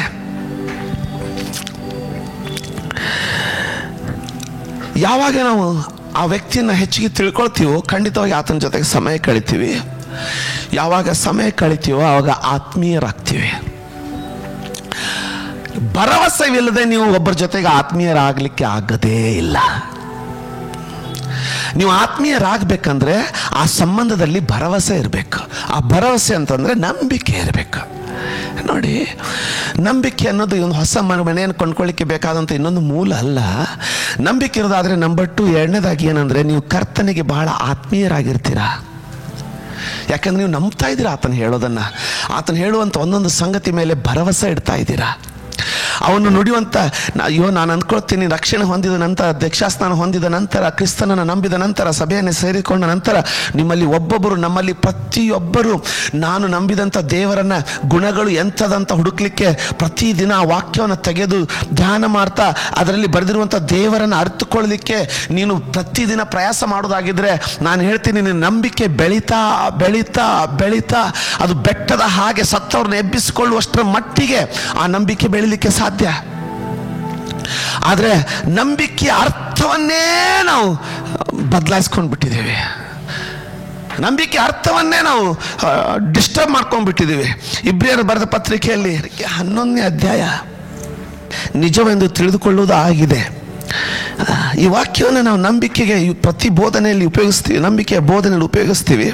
ಆದರೆ ಇದಕ್ಕೆ ಯಾವುದಕ್ಕೋಸ್ಕರ ಇದು ಬರೆಯಲ್ಪ, ನಂಬಿಕೆ ಆದರೂ ನಾವು ನಿರೀಕ್ಷಿಸುವ ವಿಷಯಗಳವಾಗಿ ಭರವಸೆದಿಂದಿರುವುದು. Faith is the substance of things hoped for. Substance of things hoped for ಅಂದ್ರೆ ಯಾವುದನ್ನು ಹೋಪ್ ಮಾಡ್ತಾ ಇದ್ದೀವಿ, ಯಾವುದನ್ನು ನಿರೀಕ್ಷಿಸ್ತಾ ಇದ್ದೀವಿ. ನಂಬಿಕೆ ಆದರೂ ನಾವು ನಿರೀಕ್ಷಿಸುವ ವಿಷಯಗಳವಾಗಿ ಭರವಸೆದಿಂದಿರುವುದು, ಕಣ್ಣಿಗೆ ಕಾಣದವುಗಳನ್ನು ನಿಜವೆಂದು ತಿಳಿದುಕೊಳ್ಳುವುದು ಆಗಿದೆ. ಈ ವಾಕ್ಯವನ್ನು ಪ್ರತಿಯೊಬ್ಬ ಫೇತ್ ಟೀಚರ್ ಅಂತ ನಮ್ಮನ್ನು ನಾವು ಕರೆದುಕೊಳ್ಳುವಂಥ ನಾವು ಮೇಲಿಂದ ಮೇಲೆ ಗುಣಪಡಿಸುವಿಕೆಯನ್ನು ಪಡೆದುಕೊಳ್ಳೋದಕ್ಕೆ, ಪ್ರಾಸ್ಪೆರಿಟಿ ಸಮೃದ್ಧಿಗೋಸ್ಕರ, ಆರೋಗ್ಯಕ್ಕೋಸ್ಕರ, ಏಳಿಗೆಗೋಸ್ಕರ ಈ ನಂಬಿಕೆಯನ್ನು ಈ ವಚನವನ್ನು ನಾವು ಉಪಯೋಗಿಸ್ತೀವಿ. ಅಯ್ಯ ಸ್ವಲ್ಪ ತೆಗೆದು ಹಿಂದೆ ಬರೆದಿರುವಂಥ ಕೆಲವೊಂದು ಮಾತುಗಳನ್ನು ಓದೋದಾದರೆ 10ನೇ ಅಧ್ಯಾಯದ 36ನೇ ವಚನದಲ್ಲಿ ನೋಡೋದಾದರೆ, ದೇವರ ಚಿತ್ತವನ್ನು ನೆರವೇರಿಸಿ ವಾಗ್ದಾನದ ಫಲವನ್ನು ಹೊಂದಬೇಕಾದರೆ ನಿಮಗೆ ತಾಳ್ಮೆ ಬೇಕು. ದೇವರ ಚಿತ್ತವನ್ನು ನೆರವೇರಿಸಿ ವಾಗ್ದಾನದ ಫಲವನ್ನು ಹೊಂದಬೇಕಾದ್ರೆ ನಿಮಗೆ ತಾಳ್ಮೆ ಬೇಕು. ಬರುವಾತನು ಇನ್ನು ಸ್ವಲ್ಪ ಕಾಲದಲ್ಲಿ ಬರುವನು, ತಡ ಮಾಡೋದಿಲ್ಲ. ಆದರೆ ನನ್ನವನಾಗಿರುವ ನೀತಿವಂತನು ನಂಬಿಕೆಯಿಂದಲೇ ಬದುಕೋನು. ಅವನು ಹಿಂದೆಗೆದರೆ ಅವನಲ್ಲಿ ನನಗೆ ಸಂತೋಷಿಸುವುದಿಲ್ಲ. ಕರ್ತನು ತಿರುಗಿ ನಮ್ಮನ್ನ ಕರೆದುಕೊಂಡು ಹೋಗಲಿಕ್ಕೆ ಬರ್ತಾ ಇದ್ದಾನೆ ಎಂಬುದರ ಬಗ್ಗೆ ನಮಗೆ ನಿರೀಕ್ಷೆ ಇದ್ದು, ಆ ನಿರೀಕ್ಷೆಗೆ ಬೇಕಾಗಿರುವಂಥ ನಂಬಿಕೆಯ ಬಗ್ಗೆ ವರ್ಣಿಸ್ತಾ 11ನೇ ಅಧ್ಯಾಯದ 1ನೇ ವಚನ, ನಂಬಿಕೆ ಯಾವತ್ತೂ ನಾವು ನಿರೀಕ್ಷಿಸುವ, ಅಂದರೆ ಕರೀಲಿಕ್ಕೆ ಬರ್ತಾ ಇರುವಂಥ ಕರ್ತನು ನಮ್ಮನ್ನು ಕರೀಲಿಕ್ಕೆ ಬರ್ತಾ ಇದ್ದಾನೆ ಅನ್ನೋದ್ರ ಬಗ್ಗೆ ನಿರೀಕ್ಷಿಸುವುದ್ರ ಬಗ್ಗೆ ನಂಬಿಕೆಯನ್ನು ಆತ ಬರಿತಾ ಇದ್ದಾನೆ ಹೊರತು ಹೊಸ ಮನೆ, ಹೊಸ ಕಾರು, ಹೊಸ ಬಂಗ್ಲೋ ಪಡೆದುಕೊಳ್ಳೋದಕ್ಕೋಸ್ಕರ ನಂಬಿಕೆಯನ್ನು ಅರಿಕೆ ಮಾಡ್ರಿ. ಈ ಕನ್ಫೆಷನ್ನು, ಈ ಅರಿಕೆ ಯಾಕೆ ಅರ್ಥ ಆಗಲಿ? ದೇವರ ವಾಕ್ಯದಲ್ಲಿ ಸ್ಪಷ್ಟವಾಗಿ ಬರೆದಿದೆ. ಮೊದಲು ದೇವರ ರಾಜ್ಯಕ್ಕಾಗಿಯೂ ಆತನ ನೀತಿಗಾಗಿಯೂ ತವಕ ಪಡಿರಿ, ಆಗ ಎಲ್ಲ ಸಂಗತಿಗಳು ನಿಮಗೆ ಕೊಡಲ್ಪಡ್ತದೆ ಅಂತ ಬರೆದಿದೆ. ಸ್ಪಷ್ಟವಾಗಿ ಬರೆದಿದೆ. ಮೊದಲು ದೇವರ ರಾಜ್ಯಕ್ಕಾಗಿಯೂ ಆತನ ನೀತಿಗಾಗಿಯೂ ತವಕ ಪಡ್ರಿ, ಆಗ ಇವೆಲ್ಲವುಗಳು ನಿಮಗೆ ಕೊಡಲ್ಪಡುವ ಎಂಬುದಾಗಿ ಬರೆದಿದೆ. ದೇವರ ರಾಜ್ಯ ನೀತಿ ಬಿಟ್ಬಿಟ್ಟು ಇವುಗಳು ಸಿಗ್ತದೆ ಅಂತ ಅರಿಕೆ ಮಾಡ್ಕೋತಾ ಕೂತ್ಕೊಳ್ಳೋದ್ರಲ್ಲಿ ಏನು ಅರ್ಥ ನನಗೆ ಅರ್ಥ ಆಗ್ತಾ ಇಲ್ಲ. ದಯವಿಟ್ಟು ಅದನ್ನು ಸ್ವಲ್ಪ ಇದರ ಬಗ್ಗೆ ಧ್ಯಾನ ಮಾಡಿ ನೋಡಿ. ನಾನು ತಿರುಗಿ ಅದೇ ವಾಕ್ಯಕ್ಕೆ ಬರ್ತಾ ಇದ್ದೇನೆ, ತಿರುಗಿ ಅದೇ ವಿಷಯಕ್ಕೆ ಬರ್ತಾ ಇದ್ದೇನೆ. ನಂಬಿಕೆ ಆದರೂ ದೇವರ ವಾಕ್ಯವನ್ನು ಕೇಳುವುದರಿಂದಲೇ ಬರ್ತದೆ ಅಂತ ಬರ್ತದೆ. ದೇವರ ವಾಕ್ಯವಾದರೂ ಆತನ ಗುಣಾತಿಶಯಗಳನ್ನೇ ಬರೀತದೆ. ಎಷ್ಟು ಹೆಚ್ಚಾಗಿ ನೀನು ಆತನನ್ನು ಅರಿತುಕೊಳ್ತೀಯೋ ಅಷ್ಟು ನಿನ್ನ ನಂಬಿಕೆ, ನಿನ್ನ ಭರವಸೆ ಬಲವಾಗ್ತಾ ಹೋಗ್ತದೆ. ನೀನು ಎಷ್ಟು ಆತನಲ್ಲಿ ನಂಬಿಕೆ ಇಡ್ತೀಯೋ, ಭರವಸೆ ಇಡ್ತೀಯೋ ಅಷ್ಟು ನೀನು ಕಟ್ಟಲ್ಪಡ್ತೀಯ. ಎಷ್ಟು ಕಟ್ಟಲ್ಪಡ್ತೀಯೋ ಅಷ್ಟು ಆತನ ಸನ್ನಿಧಿಗೆ ಹೋಗ್ತೀಯ. ಎಷ್ಟು ಅವನ ಸನ್ನಿಧಿಗೆ ಹೋಗ್ತೀಯೋ ಅಷ್ಟು ಆತನಿಗೆ ಆತ್ಮೀಯನಾಗ್ತೀಯ. ಎಷ್ಟು ಆತನ ಆತ್ಮೀಯನಾಗ್ತೀಯೋ ಈ ಸಕಲ ಎಲ್ಲ ಸಂಗತಿಗಳು ತನ್ನಷ್ಟಕ್ಕೆ ತಾನೇ ನಿನ್ನ ಹಿಂದೆ ಬರ್ಲಿಕ್ಕೆ ಪ್ರಾರಂಭ ಮಾಡುತ್ತೆ. ಆತನೊಂದಿಗೆ ಆತ್ಮೀಯತೆ ಆಗುವುದನ್ನು ಬಿಟ್ಬಿಟ್ಟು ಈ ಸಂಗತಿಗಳ ಹಿಂದೆ ಓಡೋದಾಗಿದ್ರೆ ಅದಕ್ಕೆ ಅರ್ಥನೇ ಇಲ್ಲ. ಪ್ರಿಯ ಸಹೋದರ ಸಹೋದರಿ, ಸ್ವಲ್ಪ ಅದನ್ನು ಧ್ಯಾನ ಕೊಟ್ಟು ಅರ್ಥ ಮಾಡಿಕೊಳ್ಳಿ. ಹೇಳೋದಕ್ಕೆ ತುಂಬ ಏನೂ ಇಲ್ಲ, ಯಾಕಂದರೆ ನನಗೂ ಮೊದಲೇ ಸಾರಿ ಈ ರೀತಿ ಅನುಭವ. ಕ್ಯಾಮ್ರಾ ಮುಂದೆ ನೇರವಾಗಿ ಮಾತಾಡೋದು, ಯಾರನ್ನು ನೋಡ್ದೇನೆ ಬರೀ ಕ್ಯಾಮ್ರಾ ನೋಡ್ಕೊಂಡು. ಯಾವಾಗಲೂ ಸಭೆಯಲ್ಲಿ ಲೈವ್ ಶೂಟ್ ಮಾಡಿನೇ ನಾವು ಟೆಲಿಕಾಸ್ಟ್ ಮಾಡಿದವ್ರು, ಯಾಕಂದರೆ ಜನರಿದ್ದಾಗ ಬೋಧಿಸಿ ಅನುಭವ. ಅದಕ್ಕೆ ನಾನು ತುಂಬ ಹೋಗೋಲ್ಲ, ಸ್ವಲ್ಪ ಯೋಚಿಸಿ ನೋಡಿ. ಒಂದು ಸಾರಿ ಎಷ್ಟೋ ಜನ ತಂದೆ ತಾಯಿಗಳು ಹೇಳ್ಬೋದು, ಪಾಸ್ಟ್ರ್ ಒಂದು ಸಾರಿ ಒಬ್ಬ ಸಹೋದರಿ ಹೇಳ್ತಾ ಇದ್ರು, ಪಾಸ್ಟ್ರೆ ನಮ್ಮ ಮಕ್ಕಳನ್ನು ಇಲ್ಲಿವರೆಗೆ ನಾವು ಬೇರೆ ಯಾರ ಜೊತೆ ಕಳಿಸ್ಲಿಲ್ಲ, ಇದೇ ಮೊದಲೇ ಸಾರಿ ನಿಮ್ಮ ಜೊತೆಗೆ ಊರಿಗೆ ಕಳಿಸೋದಂತ. ಕಾರಣ ಗೊತ್ತಾ? ಭರವಸೆ, ನಂಬಿಕೆ. ನಾನು ಸಹ ಇಷ್ಟು ಜೀವನ ಪರ್ಯಂತ ಯಾರ ಜೊತೆ ಕೂತ್ಕೊಂಡವನೇ ಅಲ್ಲ. ಇದೇ ಮೊದಲೇ ಸಾರಿ ನನ್ನ ಜೀವನದಲ್ಲಿ, ಅಂದರೆ ಈ ವರ್ಷಗಳಲ್ಲಿ, ಕಳೆದ 20 ವರ್ಷಗಳಲ್ಲಿ, 15 ವರ್ಷಗಳಲ್ಲಿ ಕರ್ತನ ಸನ್ನಿಧಿಯಲ್ಲಿ ಕೂತ್ಕೊಂಡಿರೋದು. ಯಾರ ಜೊತೆ ಕೂತ್ಕೊಳ್ತಾ ಇಲ್ಲ, ಕರ್ತನ ಸನ್ನಿಧಿಯಲ್ಲಿ ಕೂತ್ಕೊಳ್ಳೋದು. ಯಾಕೆ? ಯಾರ ಮೇಲೆ ಭರವಸೆ ಇದೆಯೋ ಅವ್ರ ಜೊತೆ ಕೂತ್ಕೊಳ್ತೀಯಾ. ನಿನಗೆ ಯೆಹೋವನ ಮೇಲೆ ಭರವಸೆ ಇದ್ರೆ, ಆತನ ವಾಕ್ಯದ ಮೇಲೆ ಭರವಸೆ ಇದ್ರೆ, ಬೇರೆಯವ್ರ ಜೊತೆಗೆ ಹೆಂಗೆ ಕೂತ್ಕೊಳ್ಳಿಕ್ಕೆ ಸಾಧ್ಯ? ನೀನು ಸೇವೆ ಮಾಡ್ತಾ ಇದ್ದೀವಿ, ಆತನ ಕೊಟ್ಟ ಸೇವೆ. ನಮ್ಮಲ್ಲಿ ಅನೇಕರು ಸೇವೆ ಮಾಡ್ತಾ ಇದ್ದೀವಿ, ಆದ್ರೆ ಕೂತ್ಕೊಳ್ಳೋದು ಯಾರ ಜೊತೆಗೆ? ಅಯ್ಯ, ಯಾರ ಜೊತೆಗೆ ಭರವಸೆ ನಿನಗಿದೆ ಅವ್ರ ಜೊತೆ ಕೂತ್ಕೊಳ್ತೀಯಲ್ಲ ನೀನು. ಇವತ್ತು ಪ್ರಾರ್ಥನೆ ಕೂತ್ಕೊಳ್ಳುವಾಗ ಯಾಕೆ ಪ್ರಾರ್ಥನೆ ಕೂತ್ಕೊಳ್ತೀವಿ ಗೊತ್ತಾ? ನಮಗೆ ಭರವಸೆ ಇದೆ ರೀ, ನಮಗೆ ನಂಬಿಕೆ ಇದೆ. ಕಿವಿಗಳಿದ್ದು ಕೇಳದಂತವನವನಲ್ಲ, ಬಾಯಿಗಳಿದ್ದು ಮಾತಾಡ್ಲಿಕ್ಕೆ ಬರದೇ ಇರೋನವನಲ್ಲ. ನಾನು ಇವತ್ತು ಕೂತ್ಕೊಂಡು ಪ್ರಾರ್ಥಿಸಿದ್ರೆ ಖಂಡಿತ ನನ್ನ ಪ್ರಾರ್ಥನೆಗೆ ಉತ್ತರ ಕೊಡ್ತಾನಂತ ಅವನ ಗುಣಗಳ ಮೇಲೆ, ಆತನ ಅಭಿಷೇಕದ ಮೇಲೆ, ಆತನ ಶಕ್ತಿಯ ಮೇಲೆ ನಮಗೆ ನಂಬಿಕೆ ಇರೋದ್ರಿಂದ 10 ಗಂಟೆ, 6 ಗಂಟೆ, 7 ಗಂಟೆ, 5 ಗಂಟೆ ಭಕ್ತರು ಆತನ ಸನ್ನಿಧಿಯಲ್ಲಿ ಕೂತ್ಕೊಳ್ತೇವೆ. ಕಾರಣ ಭರವಸೆ, ಕಾರಣ ನಂಬಿಕೆ ಇದೆ. ಆತನು ಹೇಳಿದಾನಲ್ಲ, ನಿನ್ನ ಎಡಗಡೆಯಲ್ಲಿ ನಿನ್ನ ಎಡಗಡೆಯಲ್ಲಿ 1000 ಜನರು, ನಿನ್ನ ಬಲಗಡೆಯಲ್ಲಿ 10,000 ಜನರು ಸತ್ತು ಬಿದ್ರು ನಿನಗೇನು ತಟ್ಟದು. ಯಾವಾಗ ಭರವಸೆ ಇರ್ತದೋ ಆಗ ಆತನ ಜೊತೆ ಕೂತ್ಕೊಳ್ತೀವಿ. ಆ ಭರವಸೆ ನಂಬಿಕೆಯಾಗಿ ಮಾರ್ಪಡ್ತದೆ. ಆ ನಂಬಿಕೆ ನಿನಗೆ ನೆನೆಸಲಾರ್ದಂತ, ಕಣ್ಣಿಗೆ ಕಾಣಲಾರ್ದಂತ, ಊಹೆಗೆ ನಿಲುಕಲಾರ್ದಂತ ಮಾತುಕತೆಗಳನ್ನ ನಿನ್ನ ಜೀವಿತದಲ್ಲಿ ತರಲಿಕ್ಕೆ ಪ್ರಾರಂಭ ಮಾಡುತ್ತೆ. ದಯವಿಟ್ಟು ಸುಮ್ಮನೆ ನಾನು ದೇವ್ರ ಮೇಲೆ, ನನಗೆ ಯೇಸುವಿನ ಮೇಲೆ ನನಗೆ ತುಂಬ ನಂಬಿಕೆ ಅಂತ ಹೇಳಿಬಿಟ್ಟು ಸುಮ್ಮನೆ ಸಿಕ್ಕವ್ರ ಜೊತೆ ಕೂತ್ಕೊಳ್ಳಿಕ್ಕೆ ಹೋಗ್ಬೇಡ್ರಿ. ಹೇಳೋದೊಂದು ಮಾಡೋದೊಂದು ಆಗುತ್ತೆ. ನಾವು ಯಾರ ಜೊತೆಗೆ ನಮ್ಗೆ ಭರವಸೆ ಇರ್ತದೋ ಅವ್ರ ಜೊತೆ ಕೂತ್ಕೊಳ್ತೀವಿ, ಯಾರ ಮೇಲೆ ನಂಬಿಕೆ ಇರ್ತದೋ ಅವ್ರ ಜೊತೆಗೆ ಇರ್ತೀವಿ. ಮೂರನೇದಾಗಿ, ಎಷ್ಟು ಅವ್ರನ್ನ ತಿಳ್ಕೊಳ್ತೀವೋ ಅಷ್ಟು ನಮ್ಮ ಭರವಸೆ ಅವ್ರ ಮೇಲೆ ಗಾಢ ಆಗುತ್ತೆ. ನೀನು ಎಷ್ಟು ಆತನನ್ನು ತಿಳ್ಕೊಳ್ತೀವೋ, ನಾನು ತಿರುಗಿ ಹೇಳ್ತೀನಿ, ನಮ್ಮ ಕ್ರೈಸ್ತ ಸಹೋದರ ಕರ್ತನನ್ನು ತಿಳಿದುಕೊಳ್ಳೋದಕ್ಕೆ ಎಷ್ಟು ದೇವ್ರ ವಾಕ್ಯನ ಹುಡುಕಿ ಆತನನ್ನು ಎಷ್ಟು ತಿಳ್ಕೊಳ್ಳಿಕ್ಕೆ ಪ್ರತಿದಿನ ಪ್ರಯತ್ನ ಮಾಡೋದಾಗಿದ್ರೆ, ನಾನು ಹೇಳ್ತೀನಿ, ಒಂದು ಕುಟುಂಬದಲ್ಲಾದರೂ ಅನಾರೋಗ್ಯಗಳು ಇರೋದಿಲ್ಲ, ಒಂದು ಕುಟುಂಬದಲ್ಲಿ ಆದರೂ ಬಡತನ ಇರೋದಿಲ್ಲ, ಒಂದು ಕುಟುಂಬದಲ್ಲಿ ಆದರೂ ತೊಂದರೆ ಇರಲಿಕ್ಕೆ ಸಾಧ್ಯ ಇಲ್ಲ. ಯಾಕಂದ್ರೆ ಎಷ್ಟು ನೀನು ಆ ವ್ಯಕ್ತಿಯನ್ನು ತಿಳ್ಕೊಳ್ತೀಯೋ ಅಷ್ಟು ಅವನ ಮೇಲೆ ಭರವಸೆ ಬರ್ತದೆ. ಒಂದು ದಿನ ಪಕ್ಕದ ಮನೆಯವರು ಊರಿಗೆ ಹೋಗ್ತಾ ಇದ್ರು.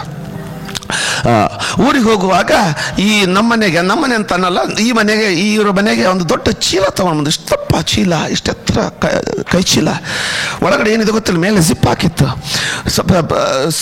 ಬಂದು ಪಕ್ಕದ ಮನೆಗೆ ಹೇಳ್ತಾರೆ, ದಯವಿಟ್ಟು ಈ ಬ್ಯಾಗನ್ನು ನಾವು ಊರಿಂದ ಬರೋವರೆಗೂ ನಿಮ್ಮ ಹತ್ರ ಇಟ್ಕೊಂಡಿರ್ರಿ, ನಿಮ್ಮಲ್ಲಿನೇ ಇರಲಿ ಅಂತ. ಇವ್ರು ಕೇಳಿದ್ರು, ನಾವು ಇಟ್ಕೊಳ್ಬೋದು, ಇವ್ರಿಗೆ ಭಯ, ಏನಿಟ್ಟು ಹೋಗ್ತಾ ಇದಾರೋ ಅಂತ. ಇವ್ರು ಕೇಳಿದ್ರು, ಏನಿದೆ ಅದು, ನೀವು ಅದರಲ್ಲಿ ಏನಿದೆ ಅಂತ ನಮಗೆ ತಿಳಿಸಿದ್ರೆ ನಾವು ಇಟ್ಕೊಳ್ತೀವಿ, ನಮಗೇನು ತೊಂದರೆ ಇಲ್ಲ ಅಂತ ಹೇಳಿದ್ರು. ಪಕ್ಕದ ಮನೆಯವರು ಅವ್ರನ್ನ ಸ್ವಲ್ಪ ನಿಮ್ಮ ಒಳಗಡೆ ಬೆಡ್ರೂಮ್ಗೆ ಹೋಗ್ಬೋದು ಅಂತ ಕೇಳಿದ್ರು. ಅವ್ರನ್ನ ಬೆಡ್ರೂಮ್ ಕರ್ಕೊಂಡೋದ್ರು. ಅಲ್ಲಿ ಹೋಗಿ ಜಿಪ್ ತೆಗೆದ್ರೆ ಅದ್ರ ತುಂಬ ನೋಟುಗಳು, ದುಡ್ಡು, ಹ್ಯೂಜ್ ಮನಿ. ಇವ್ರಿಗೆ ಎದೆ ಹೊಡೆದೋಯ್ತು, ಅಲ್ರಿ ಇಷ್ಟು ದೊಡ್ಡ ಹಣ, ಇಷ್ಟೊಂದು ಹಣ ನಮ್ಮನೆಗೆ ಯಾಕೆ ಇಟ್ಟು ಹೋಗ್ತಾ ಇದ್ದಾರೆ. ಅವ್ರಿಗೆ ಏನು ಹೇಳಿದ್ರು ಗೊತ್ತಾ? 5 ವರ್ಷದಿಂದ ನಿಮ್ಮ ಪಕ್ಕದ ಮನೆಯಲ್ಲಿ ನಾವು ಜೀವಿಸ್ತಾ ಇದ್ದೀವಿ, ನೀವು ಯಾವ ರೀತಿ ಇದ್ದೀರಂತ ನೋಡಿದ್ದೀವಿ, ನೀವು ನಡ್ಕೊಳ್ಳೋ ರೀತಿ ನಾವು ಕಂಡಿದ್ದೀವಿ, ನೀವು ಪ್ರತಿದಿನ ನೀವು ತೋರಿಸೋದು ಅನುಕಂಪವನ್ನು ಕಂಡಿದ್ದೀವಿ. ಕೆಲವು ತಿಂಗಳುಗಳ ಹಿಂದೆ ನಾವು ಅನಾರೋಗ್ಯದಲ್ಲಿದ್ದಾಗ ನೀವು ಬಂದು ಮಾಡಿದ ಸಹಾಯದ ರೀತಿ ನಮ್ಮ ರಕ್ತ ಸಂಬಂಧಿಗಳು ಬಂದು ಮಾಡದಂತೆ ನೋಡಿದ್ದೀವಿ. ಈಗ ಏನೋ ಒಂದು ಬಹಳ ಕಷ್ಟದ ನಿಮಿತ್ತವಾಗಿ, ಏನೋ ಒಂದು ತೊಂದರೆ ನಿಮಿತ್ತವಾಗಿ ಎಲ್ಲ ಮನೆಗೆ ಬೀಗ ಹಾಕಿ ನಾನು ಹೋಗಬೇಕಾಗಿದೆ. ನಮಗೆ ಈ ಊರಲ್ಲಿ, ಈ ಪಟ್ಟಣದಲ್ಲಿ ನಿಮ್ಮ ಮೇಲೆ ಇರುವಷ್ಟು ಭರವಸೆ ಬೇರೆಯವ್ರ ಮೇಲೆ ಇಲ್ಲ. ನಮ್ಗೆ ಗ್ಯಾರಂಟಿ ಇದೆ, ಇದು ನಿಮ್ಮಲ್ಲಿ ಸುರಕ್ಷಿತವಾಗಿರ್ತದೆ, ನಾವು ಬರೋವರೆಗೂ ದಯವಿಟ್ಟು ಇಟ್ಕೊಳ್ಳಿ ಅಂತ ಹೇಳಿದ್ರು. 5 ವರ್ಷ ಈಗ ನಾವು 5 ವರ್ಷ ಒಂದೇ ಅಪಾರ್ಟ್ಮೆಂಟಲ್ಲಿ ಅಕ್ಕಪಕ್ಕ ಇರ್ತೀವಿ, ಯಾರಿದಾರಂತ ನಮ್ಗೆ ಗೊತ್ತಿರಲ್ಲ. ಅದನ್ನೇ ನಾವು ಸ್ವಾಮಿ ಜೊತೆಗೂ ಮಾಡ್ತಾ ಇದ್ದೀವಿ. 5 ವರ್ಷ 10 ವರ್ಷ ಆತನ ಜೊತೆಗಿದ್ದೀವಿ, ಅವ್ನು ಎಂಥವನಂತೆ ತಿಳ್ಕೊಳ್ಳಲ್ಲ. ಭರವಸೆ ಎಲ್ಲಿಂದ ಬರಬೇಕು? ಅವನ ಗುಣಗಳು ಎಂಥವು ಅಂತ ತಿಳ್ಕೊಳ್ಳಲ್ಲ, ನಂಬಿಕೆಯಲ್ಲಿಂದ ಬರಬೇಕು.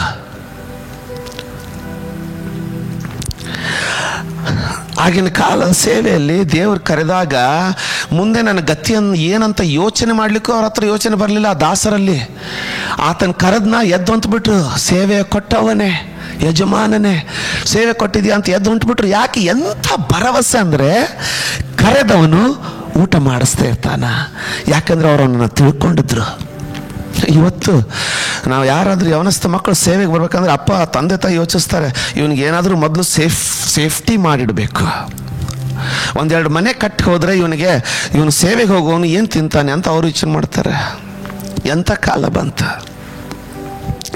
ಒಬ್ಬ ಮನುಷ್ಯರಲ್ಲಿ ಪಕ್ಕದ ಮನೆಯಲ್ಲಿ ವಾಸಿಸೋರು, ರಕ್ತ ಸಂಬಂಧ ಇಲ್ಲದವರು, ಆದರೆ ಇವರ ನಡವಳಿಕೆಯನ್ನು ನೋಡಿ ಇವರ ಮೇಲೆ ಇಷ್ಟು ಭರವಸೆವಿಟ್ಟು ತಮ್ಮ ಜೀವನ ಪರ್ಯಂತ ಮಾಡಿದಂಥ ಆದಾಯವನ್ನ ಏನೋ ಅಚಾತುರ್ಯಕ್ಕೆ ಬೇರೆ ಊರಿಗೆ ಹೋಗ್ಬೇಕಾಗಿರುವಾಗ ಇಡೀ ಆ ದುಡ್ಡನ್ನೆಲ್ಲ, ಬಂಗಾರವನ್ನೆಲ್ಲ ತಂದು ಇವ್ರ ಮನೆಗೆ ಇವ್ರ ಭರವಸೆ ಮೇಲೆ ಇಡ್ತಾರಂದ್ರೆ, ಅಯ್ಯ, ಆಕಾಶ ಭೂಮಿಯನ್ನು ಸೃಷ್ಟಿ ಮಾಡಿದವನು, ಕೆಂಪು ಸಮುದ್ರವನ್ನು ಇಬ್ಬಾಗ ಮಾಡಿದವನು, ಅವನ ಮೇಲೆ ನಿಮಗೆ ಎಷ್ಟು ಭರವಸೆ ಇರಬಾರ್ದು?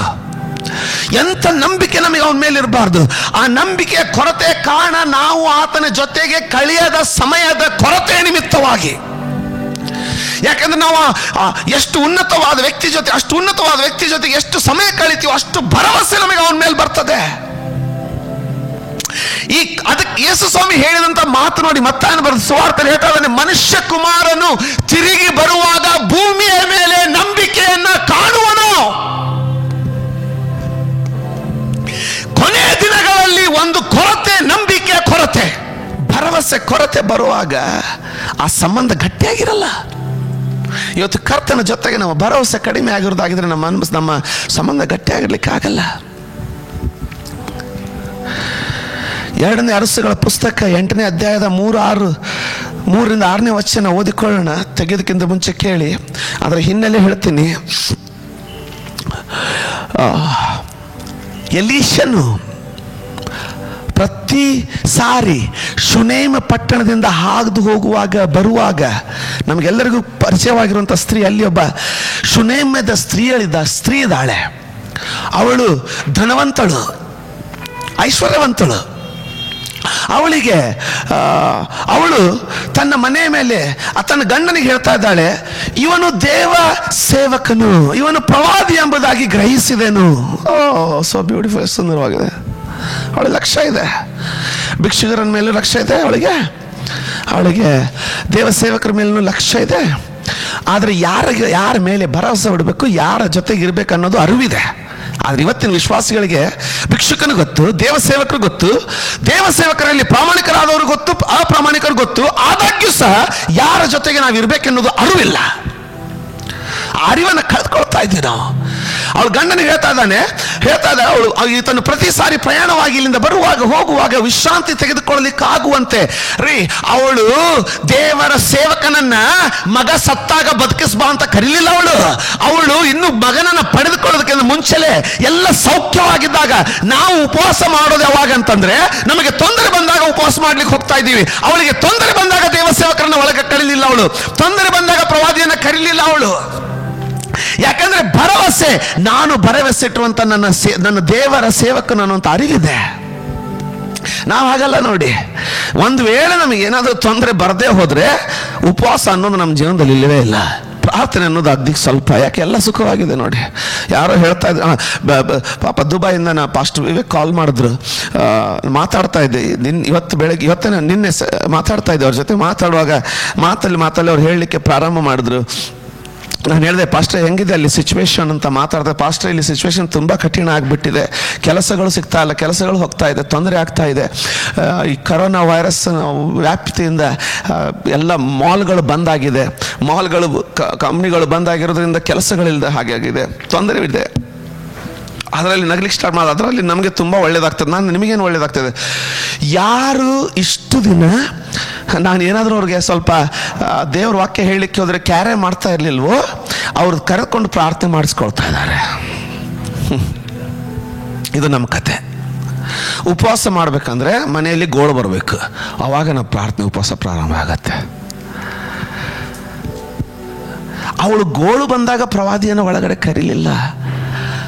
ಎಲ್ಲ ಸೌಖ್ಯವಾಗಿದ್ದಾಗ, ನೋಡು, ನಿನ್ನ ತಂದೆ ಮೇಲೆ ನಿನಗೆ ಭರವಸೆ ಇದ್ದರೆ ನೀನು ಗೋಳು ಬಂದಾಗ ಕರೆಯೋನಲ್ಲ. ನಿನ್ನ ತಂದೆ ಮೇಲೆ ನಿನಗೆ ಭರವಸೆ ಇದ್ದರೆ ನೀನು ಆ ಪ್ರವಾದಿಗೆ ಅವಳು ಒಂದು ಕೋಣೆಯನ್ನು ಸಿದ್ಧಪಡಿಸಿದಂತೆ ನೀನು ನಿನ್ನ ತಂದೆ ಮೇಲೆ ಇಟ್ಟುವಂಥ ಭರವಸೆ ನಿಮಿತ್ತವಾಗಿ ನಿನ್ನ ತಂದೆಗೋಸ್ಕರ ನಿನ್ನ ಹೃದಯದಲ್ಲಿ, ನಿನ್ನ ಸಮಯದಲ್ಲಿ, ನಿನ್ನ ಜೀವಿತದಲ್ಲಿ ಒಂದು ಕೋಣೆಯನ್ನು ಸಿದ್ಧ ಮಾಡ್ತೀಯ. ಯಾಕಂದ್ರೆ ನಿನಗೆ ಭರವಸೆ ಇದೆ, ನೀನು ಸಿದ್ಧ ಮಾಡಿದ ಕೋಣೆಯಲ್ಲಿ ಅರಸನಾಗಿದ್ದರು, ಸರ್ವಶಕ್ತನಾಗಿದ್ದರು, ಆತನು ಬಂದು ವಾಸ ಮಾಡ್ತಾನೆ ಅನ್ನುವಂಥ ಭರವಸೆ ನಿನಗಿದೆ. ಆ ಕೋಣೆ ಪ್ರಾರ್ಥನೆ. ಯಾಕೆಂದ್ರೆ ನಿನಗೆ ಗ್ಯಾರಂಟಿ ಇದೆ, ನಾನು ಪ್ರಾರ್ಥನೆಯಲ್ಲಿ ಮೊಣಕಾಲೂರುವಾಗ ಕರ್ತನು ಪ್ರವಾದಿಗಳ ಪ್ರವಾದಿ ಯೆಹೋವನು ತಾನೇ ಬಂದೇ ಬರ್ತಾನೆ ಅಂತ ನಿನಗೆ ಭರವಸೆ ಇದೆ. ಆತನ ವಾಕ್ಯ, ಯಾಕಂದ್ರೆ ಆತನ ವಾಗ್ದಾನ ಮಾಡಿದ್ದಾನೆ, ಆ ವಾಗ್ದಾನ ಅವನು ಮುರಿಯಲ್ಲ ಅಂತ ನಿನಗೆ ಭರವಸೆ ಇದೆ. ಆ ವಾಗ್ದಾನ ಏನಂತಂದ್ರೆ, ಕೇಳಿಕೊಳ್ಳಿರಿ ನಿಮಗೆ ದೊರೆಯುವುದು, ಹುಡುಕಿರಿ ನಿಮಗೆ ಸಿಕ್ಕುವುದು. ಅವನು ಹುಡುಕಿದ್ರೆ ನೀನು ಸಿಗ್ತೀಯ, ಅವನು ಸಿಗ್ತಾನೆ ಅನ್ನೋ ಭರವಸೆ ಇರ್ತದೆ ನಿನ್ನಲ್ಲಿ. ಇವಳು ಕೋಣೆಯನ್ನು ಸಿದ್ಧ ಮಾಡಿ ಅಲ್ಲೊಂದು ಮಂಚವನ್ನು ಸಿದ್ಧ ಮಾಡಿ ನೀರಿನ ಗಡಿಗೆಯನ್ನು ಇಟ್ಟು ಒಂದು ಟೇಬಲನ್ನು ಅವಳಿಗೆ ಎಲ್ಲ ವ್ಯವಸ್ಥೆ ಮಾಡಿದ ನಂತರ ಅವನಲ್ಲಿ ವಾಸಿಸ್ತಾ ಇದ್ದಾನೆ. ಆ ಭರವಸೆ ಅವಳನ್ನು ಎಷ್ಟು ಆಶೀರ್ವದಿಸ್ತಾ ಅಂದರೆ, ಒಂದು ದಿನ ಅವ್ರಿಗೆ ಕರೆದು ಹೇಳ್ತಾ ಇದ್ದಾನೆ, ನೋಡಮ್ಮ, ಗೆಹಜಿ ಮೂಲಕ ಹೇಳಿ ಕಳಿಸ್ತಾ, ನೋಡಮ್ಮ, ದೇವರು ದೇಶದ ಮೇಲೆ 7 ವರ್ಷ ಬರಗಾಲವನ್ನು ಕಳಿಸ್ಲಿಕ್ಕಿದ್ದಾನೆ.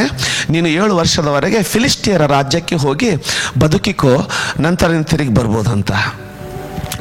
ಅವಳು ಯಾವ ಕೋಣೆಯನ್ನು ಅವಳಿಗೋಸ್ಕರ ಸಿದ್ಧಪಡಿಸಿದ್ಲೋ ಆ ಕೋಣೆಯ ನಿಮಿತ್ತವಾಗಿ ಅವಳಿಗೆ ಆ ದಿನ ರಕ್ಷಣೆ ಬಂತು, ಸಂರಕ್ಷಣೆ ಬಂತು. ನಿನ್ನನ್ನು ಬದುಕಿಸೋದು ನಿನ್ನ ಪ್ರಾರ್ಥನೆ ಕೋಣೆ, ನಿನ್ನನ್ನು ಬದುಕಿಸೋದು ನಿನ್ನ ಪ್ರಾರ್ಥನೆ ಮಾತ್ರ, ನೀನು ತೆರೆಯುವಂಥ ಬಾಗಿಲು ಮಾತ್ರ. ಅವಳು ಫಿಲಿಸ್ಟಿಯರ್ ದೇಶಕ್ಕೆ ಹೋಗ್ತಾ ಇದ್ದಾಳೆ. ಫಿಲಿಸ್ಟಿಯರ ದೇಶಕ್ಕೆ ಹೋಗಿ 7 ವರ್ಷ ಬದುಕಿದ್ದಾಳೆ. 7 ವರ್ಷ ಇಸ್ರಾಯೇಲಲ್ಲಿ ಬರಗಾಲ ತೀರಿತಂತ ಸುದ್ದಿ ಬಂದಾಗ ಅವಳು ಬಂದಿದ್ದಾಳೆ. ತಿರುಗಿ ಬಂದಾಗ ಅವಳ ಮನೆಯನ್ನು ಬೇರೆಯವರು ಆಕ್ರಮಿಸ್ಕೊಂಡಿದ್ದಾರೆ, ಅವ್ರ ಹೊಲವನ್ನು ಬೇರೆಯವರು ಆಕ್ರಮಿಸ್ಕೊಂಡಿದ್ದಾರೆ. ಅದಕ್ಕೋಸ್ಕರ ಕೇಳಿಕೊಳ್ಳೋದಕ್ಕೆ ಅವಳು ಅರಸನ ಬಳಿಗೆ ಬರ್ತಾ ಇದ್ದಾಳೆ. ಅರಸನ ಬಳಿಗೆ ನನಗೆ ನನ್ನ ಮನೆಯನ್ನು, ಹೊಲವನ್ನು ತಿರುಗಿ ಕೊಡಿಸು ಅಂತ ಕೇಳೋದಕ್ಕೆ ಬರ್ತಾ ಇದ್ದಾಳೆ. 2 ಅರಸುಗಳ ಪುಸ್ತಕ 8ನೇ ಅಧ್ಯಾಯ 3-6ನೇ ವಚನದಲ್ಲಿ ಇದನ್ನು ಓದ್ಕೊಳ್ತಾ ಇದ್ದೀವಿ. 7 ವರ್ಷಗಳಾದ ನಂತರ ಆಕೆಯು ಅಲ್ಲಿಂದ ಸ್ವದೇಶಕ್ಕೆ ಬಂದು ಪರಾಧೀನವಾದ ತನ್ನ ಹೊಲಮನೆಗಳಿಗಾಗಿ, ಬೇರೆಯವರು ಆಲ್ರೆಡಿ ಅದರ ಮೇಲೆ ಅಧೀನಪಡಿಸ್ಕೊಂಡ್ಬಿಟ್ಟವ್ರೆ, ಮೊರೆ ಇಡುವುದಕ್ಕೋಸ್ಕರ ಅರಸನ ಬಳಿಗೆ ಹೋದಳು. ಆ ಸಮಯದಲ್ಲಿ ಅರಸನು ದೇವರ ಮನುಷ್ಯನ ಅಂದ್ರೆ ಎಲೀಷನ ಸೇವಕನಾದ ಗೆಹೇಜಿಗೆ ಎಲೀಷನು ಮಾಡಿದ ಎಲ್ಲಾ ಮಹತ್ ಕಾರ್ಯಗಳನ್ನು ನನಗೆ ವಿವರಿಸು ಎಂದು ಆಜ್ಞಾಪಿಸಿದ್ದನು. ಎಲೀಷನು ಸತ್ತ ಹುಡುಗನಿಗೆ ಜೀವದಾನ ಮಾಡಿದ ಸಂಗತಿಯನ್ನು ಗೆಹೇಜಿಯು ವಿವರಿಸುತ್ತಿರುವಾಗಲೇ ಜೀವದಾನ ಹೊಂದಿದ ಆ ಹುಡುಗನ ತಾಯಿಯು ತನ್ನ ಹೊಲ ಮನೆಗಳಿಗಾಗಿ ಮೊರೆ ಇಡುವುದಕ್ಕೋಸ್ಕರ ಅರಸನ ಬಳಿಗೆ ಬಂದಳು. ಅರಸನಿಗೆ ಮಾಡಲಿಕ್ಕೆ ಏನು ಕೆಲಸ ಇಲ್ಲ, ಯುದ್ಧಗಳೆಲ್ಲ ಶಾಂತಿಯಾಗಿ ಅವನಿಗೆ ವಿಶ್ರಾಂತಿ ಅಂತ ಪಾಲಿಸಿದಾನೆ. ಇಸ್ರಾಯೇಲ್ ಅರಸನಿಗೆ ಸ್ವಲ್ಪ ಕಾಲ ವಿಶ್ರಾಂತಿ ಇದೆ, ಯಾವುದೇ ಚಿಂತೆ ಇಲ್ಲ, ಯುದ್ಧಗಳಿಲ್ಲ. ಬರಗಾಲ ಮುಗಿದಿದೆ, 7 ವರ್ಷದ ಬರಗಾಲ ಮುಗಿದು ಹೋಗಿದೆ. ಅವನಿಗೆ ಬಿಡುಗಡೆ ಆಗಿದೆ. ಈಗ ಅವನು ಆಶೀರ್ವಾದದಲ್ಲಿದ್ದಾನೆ. ಈಗ ಅವನಿಗೆ ಏನು ಮಾಡಬೇಕು ತಿಳಿತಲ್ಲ. ಅವನು ಪಿಕ್ನಿಕ್ ಹೋಗಲಿಲ್ಲ, ಅವನು ತಿರುಗಾಡ್ಲಿಕ್ಕೆ ಹೋಗಲಿಲ್ಲ, ಕುದುರೆ ಸವಾರಿಗೆ ಹೋಗಲಿಲ್ಲ, ಬೇಟೆ ಆಡ್ಲಿಕ್ಕೆ ಹೋಗಲಿಲ್ಲ. ಏನು ಮಾಡಿದ ಗೊತ್ತಾ? ಪ್ರವಾದಿಯ ಸೇವಕನನ್ನು ಕರೆಸಿಕೊಂಡು ಪ್ರವಾದಿಯು ಮಾಡಿದಂಥ ಮಹತ್ ಕಾರ್ಯಗಳನ್ನು ವರ್ಣಿಸು ಅಂದ. ಒಬ್ಬ ಅರಸ ಮನಸ್ಸಿಗೆ ಬಂದದ್ದು ಮಾಡ್ಲಿಕ್ಕೆ ಸಾಧ್ಯ ಅಂಥವನಿಗೆ ಒಬ್ಬ ದೇವ ಸೇವಕನಂತ ಎಲೀಷನ ಮಹತ್ ಕಾರ್ಯಗಳನ್ನು ಕೇಳಲಿಕ್ಕೆ ಇಷ್ಟು ಆತುರ. ಅದನ್ನು ಕೇಳುವಾಗ ಅವನಿಗೆ ಆ ಸೇವಕನ ಮೇಲೆ ಎಷ್ಟು ಭರವಸೆ ಬರ್ತಾ ಇದೆ, ನಂಬಿಕೆ ಬರ್ತಾ ಇದೆ. ಅಂದರೆ ಇದೇ ಅರಸ ಆ ಎಲೀಷನು ಸಾಯೋ ಪರಿಸ್ಥಿತಿಯಲ್ಲಿ ಅನಾರೋಗ್ಯದಲ್ಲಿ ಬಿದ್ದಾಗ ಅಲ್ಲಿ ಬಂದು ಹೇಳ್ತಾ ಇದ್ದಾನೆ, ನನ್ನ ತಂದೆಯೇ ಇಸ್ರಾಯೇಲರಿಗೆ ರಥಾಶ್ವಗಳಾಗಿರುವ ಆತನೇ ಅಂತ ವರ್ಣಿಸ್ತಾ ಇದ್ದಾನೆ. ಕಾರಣ ಆತನು ಕೇಳಿದಂಥ ಮಹತ್ ಕಾರ್ಯದಿಂದ ಹುಟ್ಟಿದಂಥ ಸೇವಕನ ಮೇಲಿನ ಭರವಸೆ. ಒಬ್ಬ ಮನುಷ್ಯರಲ್ಲಿ ಪ್ರವಾದಿಯಾದಂಥ ಒಬ್ಬನ ಆತನ ಮೂಲಕ ದೇವರು ಮಾಡಿದಂಥ ಮಹತ್ ಕಾರ್ಯಗಳನ್ನು ಕೇಳಿ ಆ ಸೇವಕನ ಮೇಲೆ ಎಷ್ಟು ಭರವಸೆ ಅವಳಿಗೆ ಬರ್ತಾ ಇದೆ ಅಂದಮೇಲೆ ಆತನ ಸಾವಿರಾರು ಲಕ್ಷಾನು ಸೇವಕರಲ್ಲಿ ಒಬ್ಬನಾದ ಎಲೀಷನ ಮಹತ್ ಕಾರ್ಯಗಳ ನಿಮಿತ್ತವಾಗಿ ಒಬ್ಬ ಅರಸನಿಗೆ ಇಷ್ಟು ಭರವಸೆ ಬರೋದಾಗಿದ್ರೆ ಅಂತ ಲಕ್ಷಾನುಗಟ್ಟಲೆ ಪ್ರವಾದಿಗಳು, ನಕ್ಷತ್ರಗಳು, ಸೇವಕರುಗಳು, ಆರಾಧನಾ ನಾಯಕರುಗಳು ಒಂದು ಮೋಶೆ ಅಂತ ನಾಯಕರುಗಳನ್ನ ಸಾಕಿ ಸಲಹಿ ಎಬ್ಬಿಸಿ ಬಲವಾಗಿ ಉಪಯೋಗಿಸಿದಂತ ಆ ಸರ್ವಶಕ್ತನ ಗುಣಗಳನ್ನ, ಅವನ ಮಹತ್ ಕಾರ್ಯಗಳನ್ನ ನೀನು ಕೇಳಿ ಧ್ಯಾನ ಮಾಡುವುದಾಗಿದ್ರೆ ಎಷ್ಟು ಭರವಸೆ ನಿನಗೆ ಆತನ ಮೇಲೆ ಬರಬಾರ್ದು, ಎಷ್ಟು ನಂಬಿಕೆ ನಿನಗೆ ಆತನ ಮೇಲೆ ಬರಬಾರ್ದು. ಆದ್ರೆ ನಮಗದು ಬೇಕಾಗಿಲ್ಲ ನೋಡಿ. ದಯವಿಟ್ಟು ನಿಮಗೆ ಹೇಳ್ತಾ ಇದ್ದೇನೆ, ನಿಮ್ಮ ನಂಬಿಕೆಗೆ ಮೂಲ, ನಂಬಿಕೆ ಬೆಳೆಸಿಕೊಳ್ಳೋದಕ್ಕೆ ಏನೆಲ್ಲ ಹೇಳ್ತೀವಿ. ಅನ್ಯ ಭಾಷೆಯಲ್ಲಿ ಪ್ರಾರ್ಥಿಸ್ಬೇಕು, ಹೌದು ಪ್ರಾರ್ಥಿಸ್ಬೇಕು, ಆದರೆ ವಾಕ್ಯ ಸ್ಪಷ್ಟವಾಗಿ ಹೇಳ್ತದೆ ನಂಬಿಕೆ ಆದರೂ ದೇವರ ವಾಕ್ಯವನ್ನು ಕೇಳುವುದರಿಂದಲೇ ಬರ್ತದೆ ಅಂತ. ಎಂಥ ದೇವರ ವಾಕ್ಯ, ಆತನ ಗುಣಗಳನ್ನು ವರ್ಣಿಸುವಂತ ಎಂಥ ಸುಂದರ ಗುಣ ನೋಡಿ. ಕೀರ್ತನೆ 15 ಅಧ್ಯಾಯದಲ್ಲಿ ಓದಿದಂತೆ, ನೀತಿವಂತನು ಅಂದ್ರೆ ನಿನ್ನ ಆಲಯದಲ್ಲಿ ನೆಲೆಸುವನು ಎಂಥವನಾಗಿರ್ಬೇಕು, ನಷ್ಟವಾದರೂ ಕೊಟ್ಟ ಪ್ರಮಾಣವನ್ನು ನೆರವೇರಿಸುವನಾಗಿರ್ಬೇಕು. ದೇವರು ನನ್ನ ಮನೆಯಲ್ಲಿ ಇರ್ತಕ್ಕವನು ಹಿಂಗಿರ್ಬೇಕಂತಂದ್ರೆ ಆತನು ತಾನೇ ಎಷ್ಟು ಬಲವಾಗಿ, ತಾನೇ ಎಷ್ಟು ಶ್ರೇಷ್ಠವಾಗಿ ಕೊಟ್ಟ ಪ್ರಮಾಣವನ್ನ ನೆರವೇರಿಸಲಿಕ್ಕೆ ಸಾಧ್ಯ. ಈ ಆತನ ಗುಣಾತಿಶಯದ ಅರಿವು ನಿನಗಿದ್ರೆ ಆತನ ಒಂದೊಂದು ವಾಕ್ಯವನ್ನ ನಂಬಿಕೆಯಿಂದ ಹಿಡ್ಕೊಳ್ತೀಯ. ಒಂದೊಂದು ವಾಕ್ಯನ ಪೂರ್ಣ ಭರವಸೆಯಿಂದ ಎದೆಗೆ ಇಟ್ಕೊಂಡು, ದೇವರೇ ನಾನು ನಂಬ್ತೀನಿ. ಒಬ್ಬ ಮನುಷ್ಯನಲ್ಲಿ ನಷ್ಟವಾದರೂ ಕೊಟ್ಟ ಪ್ರಮಾಣವನ್ನು ತಪ್ಪಬಾರದೆಂಬಂತ ನಿರೀಕ್ಷೆನ ನೀನು ಇಟ್ಕೊಂಡಿದ್ರೆ ನೀನು ಕೊಟ್ಟ ಪ್ರಮಾಣವನ್ನ ಎಷ್ಟು ಬಲವಾಗಿ ನೆರವೇರಿಸಲಿಕ್ಕೆ ಸಾಧ್ಯ. ಬಿಡಲ್ಲ ಆತನು, ನಿನ್ನನ್ನು ತೊರೆಯಲ್ಲ ಆತನು, ತಾನು ಕೈ ಹಿಡಿದವರನ್ನು ಬಿಡಲ್ಲ. ಆದ್ರೆ ಆ ಭರವಸೆ ನಿನ್ನಲ್ಲಿ ಮೂಡಬೇಕಂದ್ರೆ ಮೊದಲು ನೀನು ಆತನನ್ನು ಅರ್ಥಕೊಳ್ಬೇಕು. ನೆನಪಿಟ್ಕೊಳ್ಳಿ, ಒಂದು ನಂಬಿಕೆ ನಿನ್ನನ್ನು ದೇವರಿಗೆ ಹತ್ತಿರ ತರಬೇಕು. ನಂಬಿಕೆ ಇಲ್ಲದೆ ಹೋದ್ರೆ ನೀನು ಬರಲ್ಲ. ಎರಡನೇದು ಭರವಸೆ, ನೀನು ಆತನಿಗೆ ಆತ್ಮೀಯನಾಗುವಂತೆ ಆತನಿಗೆ ಹತ್ತಿರ ತರಬೇಕು. ಆಗ್ತಾ ಇಲ್ಲ ಅಂದ್ರೆ ನಿನಗೆ ನಂಬಿಕೆ ಇಲ್ಲ. ಈ ನಂಬಿಕೆ ಪಾಸ್ಟ್ರೆ ಅವ್ರಿಗೆ ತುಂಬಾ ನಂಬಿಕೆ, ಅವ್ರ ದೊಡ್ಡ ಸಭೆ, ಅದೆಲ್ಲ ಆತನ ಜೊತೆಗೆ ನಡೀತಾ ಇರೋದಕ್ಕೆ ಆಗ್ತಾ ಇರೋ ವಿಷಯ. ಆತನ ಜೊತೆಗೇನೆ ನಡೀಲಿಲ್ಲ ಅಂದ್ರೆ ಆಗದೇನೆ ಇಲ್ಲ. ಸ್ವಲ್ಪ ಇದನ್ನು ವಿಚಾರ ಮಾಡಿ ನೋಡಿ, ಧ್ಯಾನ ಮಾಡಿ ನೋಡಿ. ಆತನು ಅಲ್ಲಿಗೆ ಅವ್ರು ಕೇಳಲಿಕ್ಕೆ ಬರ್ತಾ ಇದ್ದಂಗೆ ಅರಸನಿಗೆ ಎಲಿಯನ ಬಗ್ಗೆ ಮಹತ್ ಕಾರ್ಯಗಳನ್ನ ಕೇಳ್ತಾ ಇದ್ದಾನೆ. ಸ್ಪೆಂಡ್ ಟೈಮ್, ಸಮಯ ಕಳೀರಿ ಆತನ ಮಹತ್ ಕಾರ್ಯಗಳನ್ನು ಧ್ಯಾನಿಸೋದ್ರಲ್ಲಿ. ಆಗ ನಂಬಿಕೆ ಬರ್ತದೆ, ಈತನು ಕರ್ತನು ಮಾಡಿದಂಥ ಮಹತ್ ಕಾರ್ಯ ನಮಗೂ ಮಾಡ್ಲಿಕ್ಕೆ ಸಾಧ್ಯ, ನಮ್ಮನ್ನು ಎಬ್ಬಿಸ್ತಾನೆ ಅಂತ ಭರವಸೆ ನಿಮ್ಮಲ್ಲಿ ಮೂಡಿಕೊಳ್ಳಿಕ್ಕೆ ಪ್ರಾರಂಭ ಆಗುತ್ತೆ. ನೀವು ಕಟ್ಟಲ್ಪಡ್ತೀರಾ, ಎತ್ತಲ್ಪಡ್ತೀರಾ, ಶ್ರೇಷ್ಠವಾದ ಮಟ್ಟಕ್ಕೆ ಇಡಲ್ಪಡ್ತೀರಾ. ನಂಬಿಕೆ 360 ದಿನ ಕುತ್ಕೊಂಡು ಅರಿಕೆ ಮಾಡೋದಲ್ಲ. ನಂಬಿಕೆ ಆತನನ್ನು ಹುಡುಕಿ ಆತನ ಹತ್ತಿರಕ್ಕೆ ಬಂದು ಆತನ ಇನ್ನೂ ಆಳವಾಗಿ ತಿಳಿದುಕೊಳ್ಳುವಂಥದ್ದು. ಅವನನ್ನು ತಿಳಿದುಕೊಳ್ಳುವಾಗ ಆ ನಂಬಿಕೆ ಇನ್ನೂ ಶ್ರೇಷ್ಠವಾದ ಹಂತಕ್ಕೆ ನಿಮ್ಮನ್ನು ಬೆಳೆಸ್ತದೆ.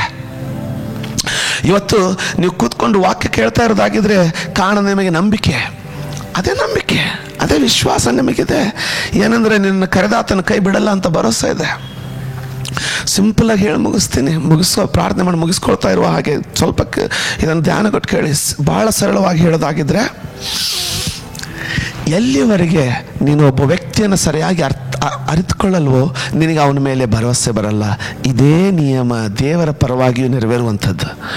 ನೀನು ಅವನನ್ನು ಅರಿತುಕೊಂಡಿ ಅಂದರೆ ಅವನನ್ನು ಬಿಟ್ಟರೆ ಬೇರೆ ಯಾರ ಮೇಲೂ ನೀನಂಥ ಭರವಸೆ ನೀಡಲಿಕ್ಕೆ ಸಾಧ್ಯನೇ ಇಲ್ಲ. ಅಂಥ ಭರವಸೆ ಅವನು ಆತನ ಮೇಲೆ ಇಡ್ತೀಯ, ಅವನು ಸಹ ನಿನ್ನನ್ನು ಆ ಭರವಸೆಗೆ ದ್ರೋಹ ಮಾಡಲ್ಲ, ಖಂಡಿತ ನಿನ್ನನ್ನು ಎತ್ತಾನೆ. ದೇವರ ಅಬ್ರಾಹ್ಮನಿಗೆ ಹೇಳ್ತಾ ಇದ್ದಾನೆ, ಆ ನಂಬಿಕೆ ಬಗ್ಗೆ ಮಾತಾಡುವಾಗ ಅಬ್ರಾಹ್ಮನ ಉದಾಹರಣೆ ಬಂದೇ ಬರ್ತದೆ. ಆತನ ಬೈಬಲಲ್ಲಿ ಆತನಿಗಿಂತ ಶ್ರೇಷ್ಠವಾದ ನಂಬಿಕೆಯನ್ನು ಪ್ರದರ್ಶಿಸೋರೇ ಕಂಡು ಬರಲ್ಲ. ಅಬ್ರಾಹ್ಮನಿಗೆ ದೇವರು ಹೇಳ್ತಾ ಇದ್ದಾನೆ, ಅಬ್ರಾಹ್ಮನೇ, ಈಗ ನಾನು ತೋರಿಸುವಂಥ ಬೆಟ್ಟಕ್ಕೆ ಹೋಗಿ ನಿನ್ನ ಒಬ್ಬನೇ ಮಗನಾದಂಥ ನಿನ್ನ ಪ್ರಿಯ ಮಗನಾದಂಥ ಇಸಾಕನನ್ನು ಯಜ್ಞ ಕೊಡಬೇಕು ಅಂತ ಹೇಳುವಾಗ ಇಬ್ರಿಯ ಪತ್ರಿಕೆ ಅದನ್ನು ಯಾವ ರೀತಿ ವರ್ಣಿಸ್ತದೆ ಅಂದರೆ, ಅಬ್ರಹಾಮನು ಏನಂತ ನಂಬಿದ್ನಂದ್ರೆ ದೇವರು ನನಗೆ ವಾಗ್ದಾನವಾಗಿ ಕೊಟ್ಟು ಈ ಮಗನಲ್ಲಿ ನಾನು ದೇಶಗಳನ್ನು ನಿರ್ಮಿಸುವೆ, ಈ ಮಗನ ಮೂಲಕ ಸಮುದ್ರದ ತಡದಲ್ಲಿರುವಂಥ ಮರಳಿನಷ್ಟು ಮಕ್ಕಳನ್ನು ನಾನು ನಿನಗೆ ಕೊಡುವೆ, ಈತನ ಮೂಲಕ ಆಕಾಶದ ನಕ್ಷತ್ರಗಳನ್ನು ನೋಡು, ಎಣಿಸ್ಲಿಕ್ಕಾದ್ರೆ ಎಣಿಸು ಅಷ್ಟು ಸಂತತಿಯನ್ನು ನಾನು ಈತನ ಮೂಲಕ ಉಂಟು ಮಾಡಿದ್ದೇನೆ ಅಂದಮೇಲೆ ಇವನಿಗೆ ಆ ದೇವರ ಪ್ರಮಾಣದ ಮೇಲೆ ಎಂಥ ಭರವಸೆ ಅಂದ್ರೆ, ವಾಕ್ಯ ಹೇಳ್ತದೆ, ಇಬ್ರಿಯರ ಬರೆದ ಪತ್ರಿಕೆಯಲ್ಲಿ ವಾಕ್ಯ ಹೇಳ್ತದೆ, ಆತನನ್ನ ನಾನು ಬಲಿ ಕೊಟ್ಟರೂ ಸಹ ಆ ಪ್ರಮಾಣವನ್ನ ನೆರವೇರಿಸುವುದಕ್ಕಾಗಿ ನನ್ನ ದೇವರು ಅವನನ್ನ ಬಲಿ ಕೊಟ್ಟರೂ ಸಹ ಸತ್ತವರೊಳಗಿಂದ ಎಬ್ಬಿಸಿ ತನ್ನ ಪ್ರಮಾಣವನ್ನ ನೆರವೇರಿಸುವಂತ ದೇವರ ಬಗ್ಗೆ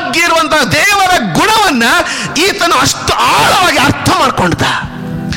ಇಬ್ರಿಯರ ಪತ್ರಿಕೆ ಹೇಳ್ತದೆ, ಸ್ಪಷ್ಟವಾಗಿ ಹೇಳ್ತದೆ ಇಬ್ರಿಯರ ಪತ್ರಿಕೆ, ಅವನನ್ನು ಸತ್ತೊಳಗಿಂದ ಎಬ್ಬಿಸಿ ಆತನು ತಿರುಗಿ ಆ ಸಂತತಿಯನ್ನು ಎಬ್ಬಿಸಲಿಕ್ಕೆ ಸಾಧ್ಯ ಎಂಬುದಾಗಿ ಅಬ್ರಹಾಮನು ನಂಬಿದ. ಎಲ್ಲಿಂದ ಬಂತು ಆತನಿಗೆ ಆ ನಂಬಿಕೆ? ಕರ್ತನನ್ನು ಅರ್ಥಕೊಂಡಿದ್ದ ಅಷ್ಟನ. ಅವನಿಗೆ ಗೊತ್ತಿತ್ತು ಆ ಕರ್ತನ ಬಲ ಏನೆಂಬುದು. ಅವನಿಗೆ ಸತ್ತರನ್ನು ಎಬ್ಬಿಸೋ ಬಲ ಇದೆ ಅನ್ನೋದು ಗೊತ್ತು. ಯಾವಾಗ ನೀನು ಅರ್ಥಕೊಳ್ತೀಯೋ, ಇದನ್ನು ಬೋಧಿಸೋದು ಅಷ್ಟೇ ಅಲ್ಲ, ಇದನ್ನು ಧ್ಯಾನ ಮಾಡಿ ದೇವರು ಇದನ್ನು ಮಾತನಾಡಿದ ಅಂದಾಗಿನಿಂದ ನನ್ನ ವಿಚಾರ ಶೈಲಿ ಬದಲಾಗಿದೆ. ಏನಂದರೆ ದೇವರ ಇನ್ನೂ ಆಳವಾಗಿ ತಿಳ್ಕೊಳ್ಬೇಕು. ಆತನ ವಾಕ್ಯದ ಮೂಲಕವಾಗಿ ಮಾತ್ರ ತಿಳ್ಕೊಳ್ಳಿಕ್ಕೆ ಸಾಧ್ಯ. ಎಷ್ಟು ಆಳವಾಗಿ ಆತನ ತಿಳ್ಕೊಳ್ತೀವೋ ಅಷ್ಟು ಭರವಸೆ ನಮಗೆ ಅವ್ರ ಮೇಲೆ ಬರಲಿಕ್ಕೆ ಸ್ಟಾರ್ಟ್ ಆಗುತ್ತೆ. ಭರವಸೆ ಭರವಸೆ ಖಂಡಿತ ಅವನು ಕೈ ಬಿಡಲ್ಲ. ಭರವಸೆ. ಆತನು ಹೇಳಿದಾನೆ, ಸರ್ವಶಕ್ತನ ಸಾಮ್ 91 ಏನು ಹೇಳ್ತದೆ?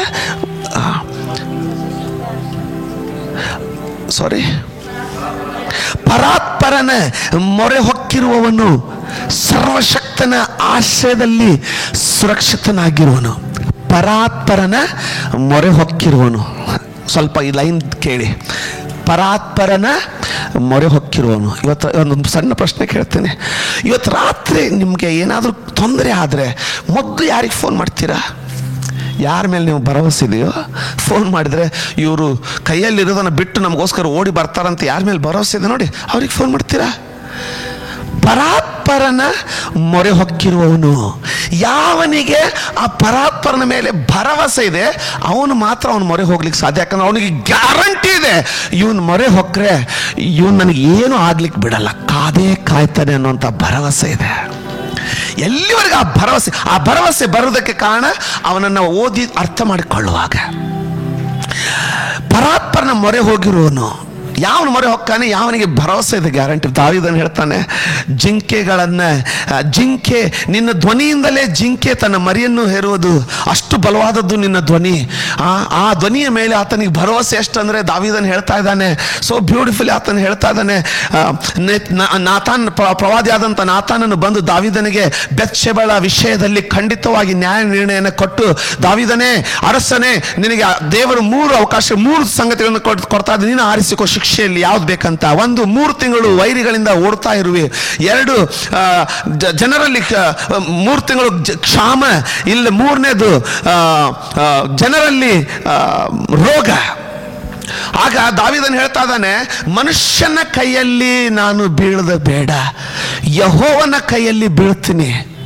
ಅವನು ದಯಾಪರನು, ತನ್ನ ಚಿತ್ತದಂತೆ ಮಾಡಲಿ. ಅವನಿಗೆ ಎಷ್ಟು ಭರವಸೆ ಅಂದ್ರೆ ಅವನಿಗೆ ಗೊತ್ತು ಸ್ವಾಮಿ, ನಾನು ನಿನ್ನನ್ನು ತುಂಬ ನೋವು ಮಾಡಿದ್ದೀನಿ, ನನಗೆ ಚೆನ್ನಾಗಿ ಗೊತ್ತು, ನಿನ್ನ ವಿರುದ್ಧ ಪಾಪ ಮಾಡಿದ್ದೀನಿ, ಆದ್ರೆ ಇಷ್ಟು ವರ್ಷ ನಿನ್ನ ಜೊತೆಗೆ ನಡೆದಿದ್ದೀನಿ. ಒಂದು ನಾನು ತಿಳ್ಕೊಂಡಿದ್ದೀನಿ, ನಿನ್ನ ಕೋಪ ಕ್ಷಣ ಮಾತ್ರ, ಆದ್ರೆ ನಿನ್ನ ದಯೆ ತಲತಲಾಂತರಕ್ಕೂ ಇರುವಂಥದ್ದು. ಇದು ಬರೀ ವಾಕ್ಯ ಅಲ್ಲ, ಅದು ಭರವಸೆ.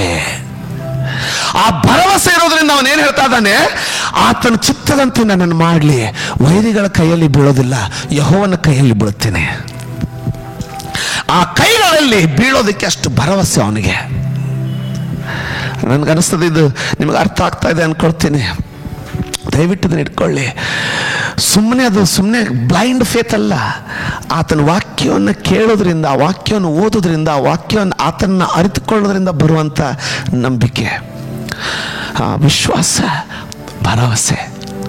ಅದು ನೀನು ವಾಕ್ಯ ಓದ್ತಾ ಇದ್ರೆ ನಿನ್ನಲ್ಲಿ ಬರುವಂಥದ್ದಲ್ಲ. ಆತನ ಜೊತೆ ಸಮಯ ಕಳೆದೇ ಹೋದರೆ ನಿನಗೆ ಸಿಗುವಂಥದ್ದು, ದಕ್ಕುವಂಥದ್ದಲ್ಲ.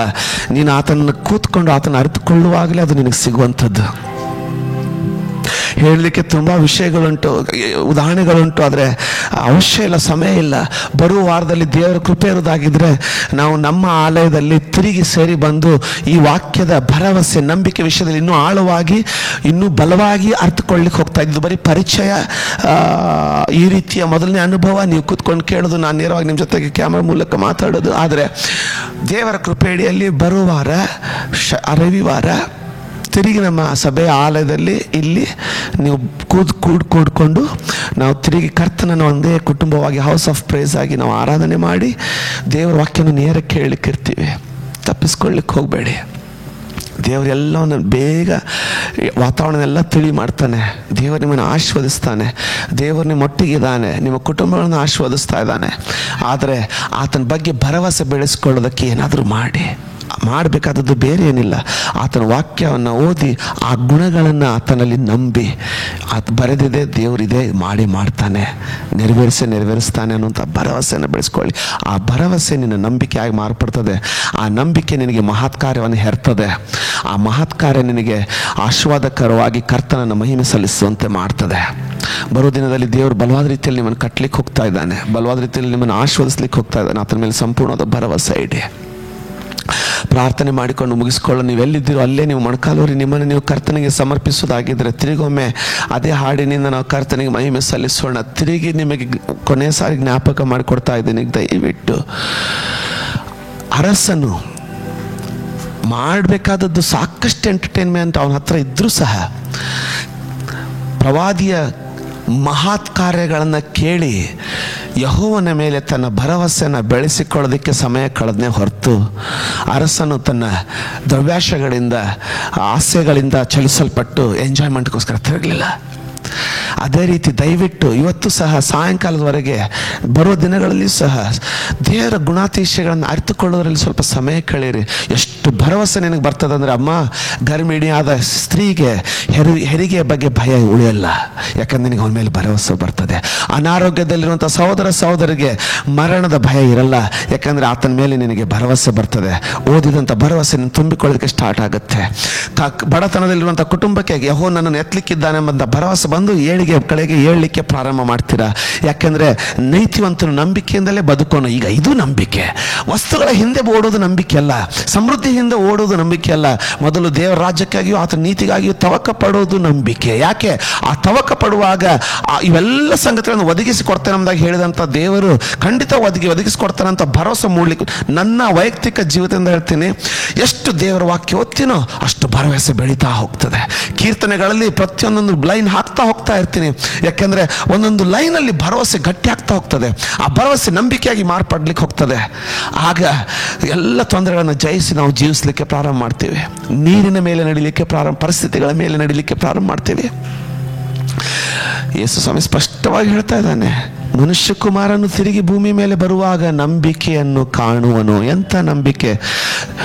ಕ್ರೈಸ್ತ ಲೋಕದಲ್ಲಿ ಇವತ್ತು ಕಾರು ಬಂಗ್ಲೆ ಪಡ್ಕೊಳ್ಳುವಂಥ ನಂಬಿಕೆ ತುಂಬಿ ಹೋಗ್ಬಿಟ್ಟಿದೆ. ಅಂಥ ನಂಬಿಕೆ ಬಗ್ಗೆ ದೇವರು ಮಾತಾಡ್ತಾ ಇಲ್ಲ.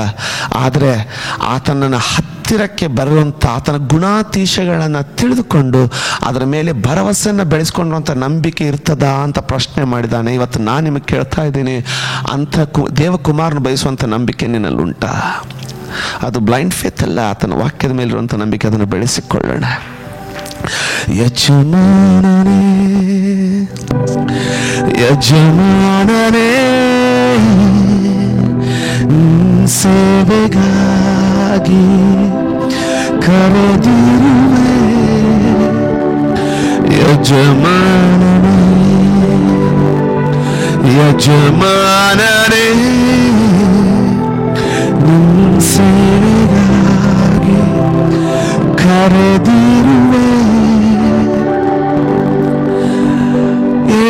ಕಳೆದುಕೊಂಡರು ನಿನ್ನ ಕಳೆದುಕೊಳ್ಳಲಾರೆ. ಕಳೆದುಕೊಂಡರು ನಿನ್ನ ಕಳೆದುಕೊಳ್ಳಲಾರೆ.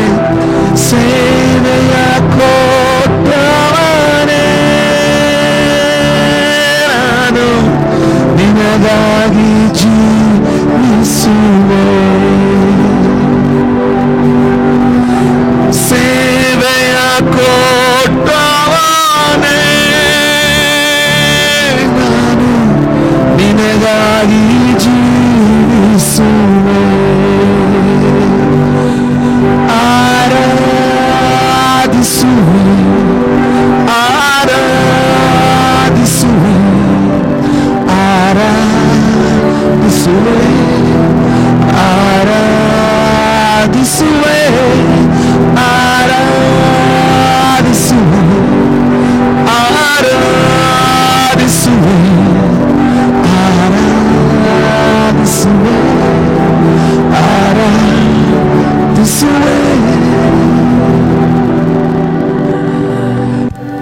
ತಂದೆ ಆದ ದೇವರೇ, ನಿನ್ನ ಜನರನ್ನು ಆಶೀರ್ವದಿಸು, ಅವರ ಪುಟ್ಟಿಗಳು ತುಂಬಿ ಹೊರಸೂಸಲಿ. ನಿನ್ನ ಉತ್ತಮವಾದ ಆರೋಗ್ಯ ಅವರ ಮೇಲೆ ನೆಲೆಗೊಂಡಿರಲಿ. ನಿನ್ನ ಹಸ್ತವನ್ನು ಚಾಚಿ ಅವ್ರನ್ನ ಆಶೀರ್ವದಿಸು. ನಿನ್ನ ಕೃಪೆಯಿಂದ ಅವ್ರನ್ನ ಬಲಪಡಿಸು. ಯಾವ ಮನೆಗಳಲ್ಲಿ ಸೇರಿ ಈ ವಾಕ್ಯವನ್ನು ಕೇಳಿ ನಿನ್ನ ಆರಾಧಿಸ್ತಾ ಇದ್ದಾರೋ ಆ ಮನೆಯಲ್ಲಿ ಆಶೀರ್ವಾದಗಳು ತುಂಬಿ ತುಳುಕ್ಲಿ ಸ್ವಾಮಿ. ಸ್ವಾಮಿ, ಈ ದಿನ ನೀವು ನಮಗೆ ಕೊಟ್ಟಂಥ ಕೃಪೆಗಾಗಿ ನಿನಗೆ ಸ್ತೋತ್ರ. ನಿನ್ನ ಹೇರಳವಾದ ಆಶೀರ್ವಾದದಿಂದ ಅವ್ರ ಕುಟುಂಬಗಳನ್ನು, ಅವ್ರ ಮನೆಗಳನ್ನು ಆಶೀರ್ವದಿಸಿ ತುಂಬಿಸು ಸ್ವಾಮಿ. ಮಹಿಮೆಯು, ಘನತೆಯು, ಸ್ತುತಿಯು, ಸ್ತೋತ್ರವು ನಿನಗುಂಟಾಗಲಿ. ಕಾರಣ ನೀನು ಒಬ್ಬನೇ ಯೋಗ್ಯನು. ನೀನು ಕರ್ತನು, ಭೂಪರಲೋಕಗಳನ್ನು ಸೃಷ್ಟಿಸುವವನಾಗಿದ್ದಿ. ಎಲ್ಲ ಮಹಿಮೆ ನಿನ್ನೊಬ್ಬನಿಗೆ ಉಂಟಾಗಲಿ ಸ್ವಾಮಿ. ನಮ್ಮ ಪ್ರಾರ್ಥನೆ ಕೇಳಿದ್ದಕ್ಕಾಗಿ ನಿನಗೆ ಕೋಟಿ ಕೋಟಿ ಸ್ತೋತ್ರ. ಯೇಸುವಿನ ಹೆಸರಲ್ಲಿ ಬೇಡಿದ್ದೇವೆ ನಮ್ಮ ತಂದೆ, ಆಮೇನ್. ಅಂತ್ಯಾಶೀರ್ವಾದವನ್ನು ಹೊಂದಿಕೊಳ್ಳು. ಹಾಗೆ ಎಲ್ಲ ಸಹೋದರರು ನೀವು ಇರುವಂಥ ಸ್ಥಳದಲ್ಲಿ ತಲೆಗಳನ್ನು ಹೊತ್ತುಕೊಳ್ಳೋದಾಗಿದ್ರೆ, ಸಹೋದರರು ಕರೆಗಳನ್ನು ಎತ್ತುವುದಾಗಿದ್ರೆ ನಾವು ಅಂತ್ಯಾಶೀರ್ವಾದವನ್ನು ಹೊಂದಿಕೊಳ್ಳೋಣ. ಈಗ ನಮ್ಮ ರಕ್ಷಕನಾದ ಯೇಸು ಕ್ರಿಸ್ತನ ಕೃಪೆ, ತಂದೆಯಾದ ದೇವರ ಪ್ರೀತಿ, ಪರಿಶುದ್ಧಾತ್ಮನ ಅನ್ಯೋನ್ಯತೆ ಸಹವಾಸಗಳು ಈಗಲೂ ಎಂದೆಂದಿಗೂ ನಮ್ಮೆಲ್ಲರೊಂದಿಗೆ ನೆಲೆಗೊಂಡಿರಲಿ ಸ್ವಾಮಿ. ಆಮೇನ್. ದೇವ ನಿಮ್ಮನ್ನು ಆಶೀರ್ವದಿಸಲಿ. ಬರೋ ರವಿವಾರ ದೇವರ ಕೃಪೆಗೆ ಅನುಗುಣವಾಗಿ ನಾವು ತಿರುಗಿ ನಮ್ಮ ಸಭೆಯ ಹಾಲಲ್ಲಿ ಸೇರ್ಲಿಕ್ಕಿರ್ತೀವಿ.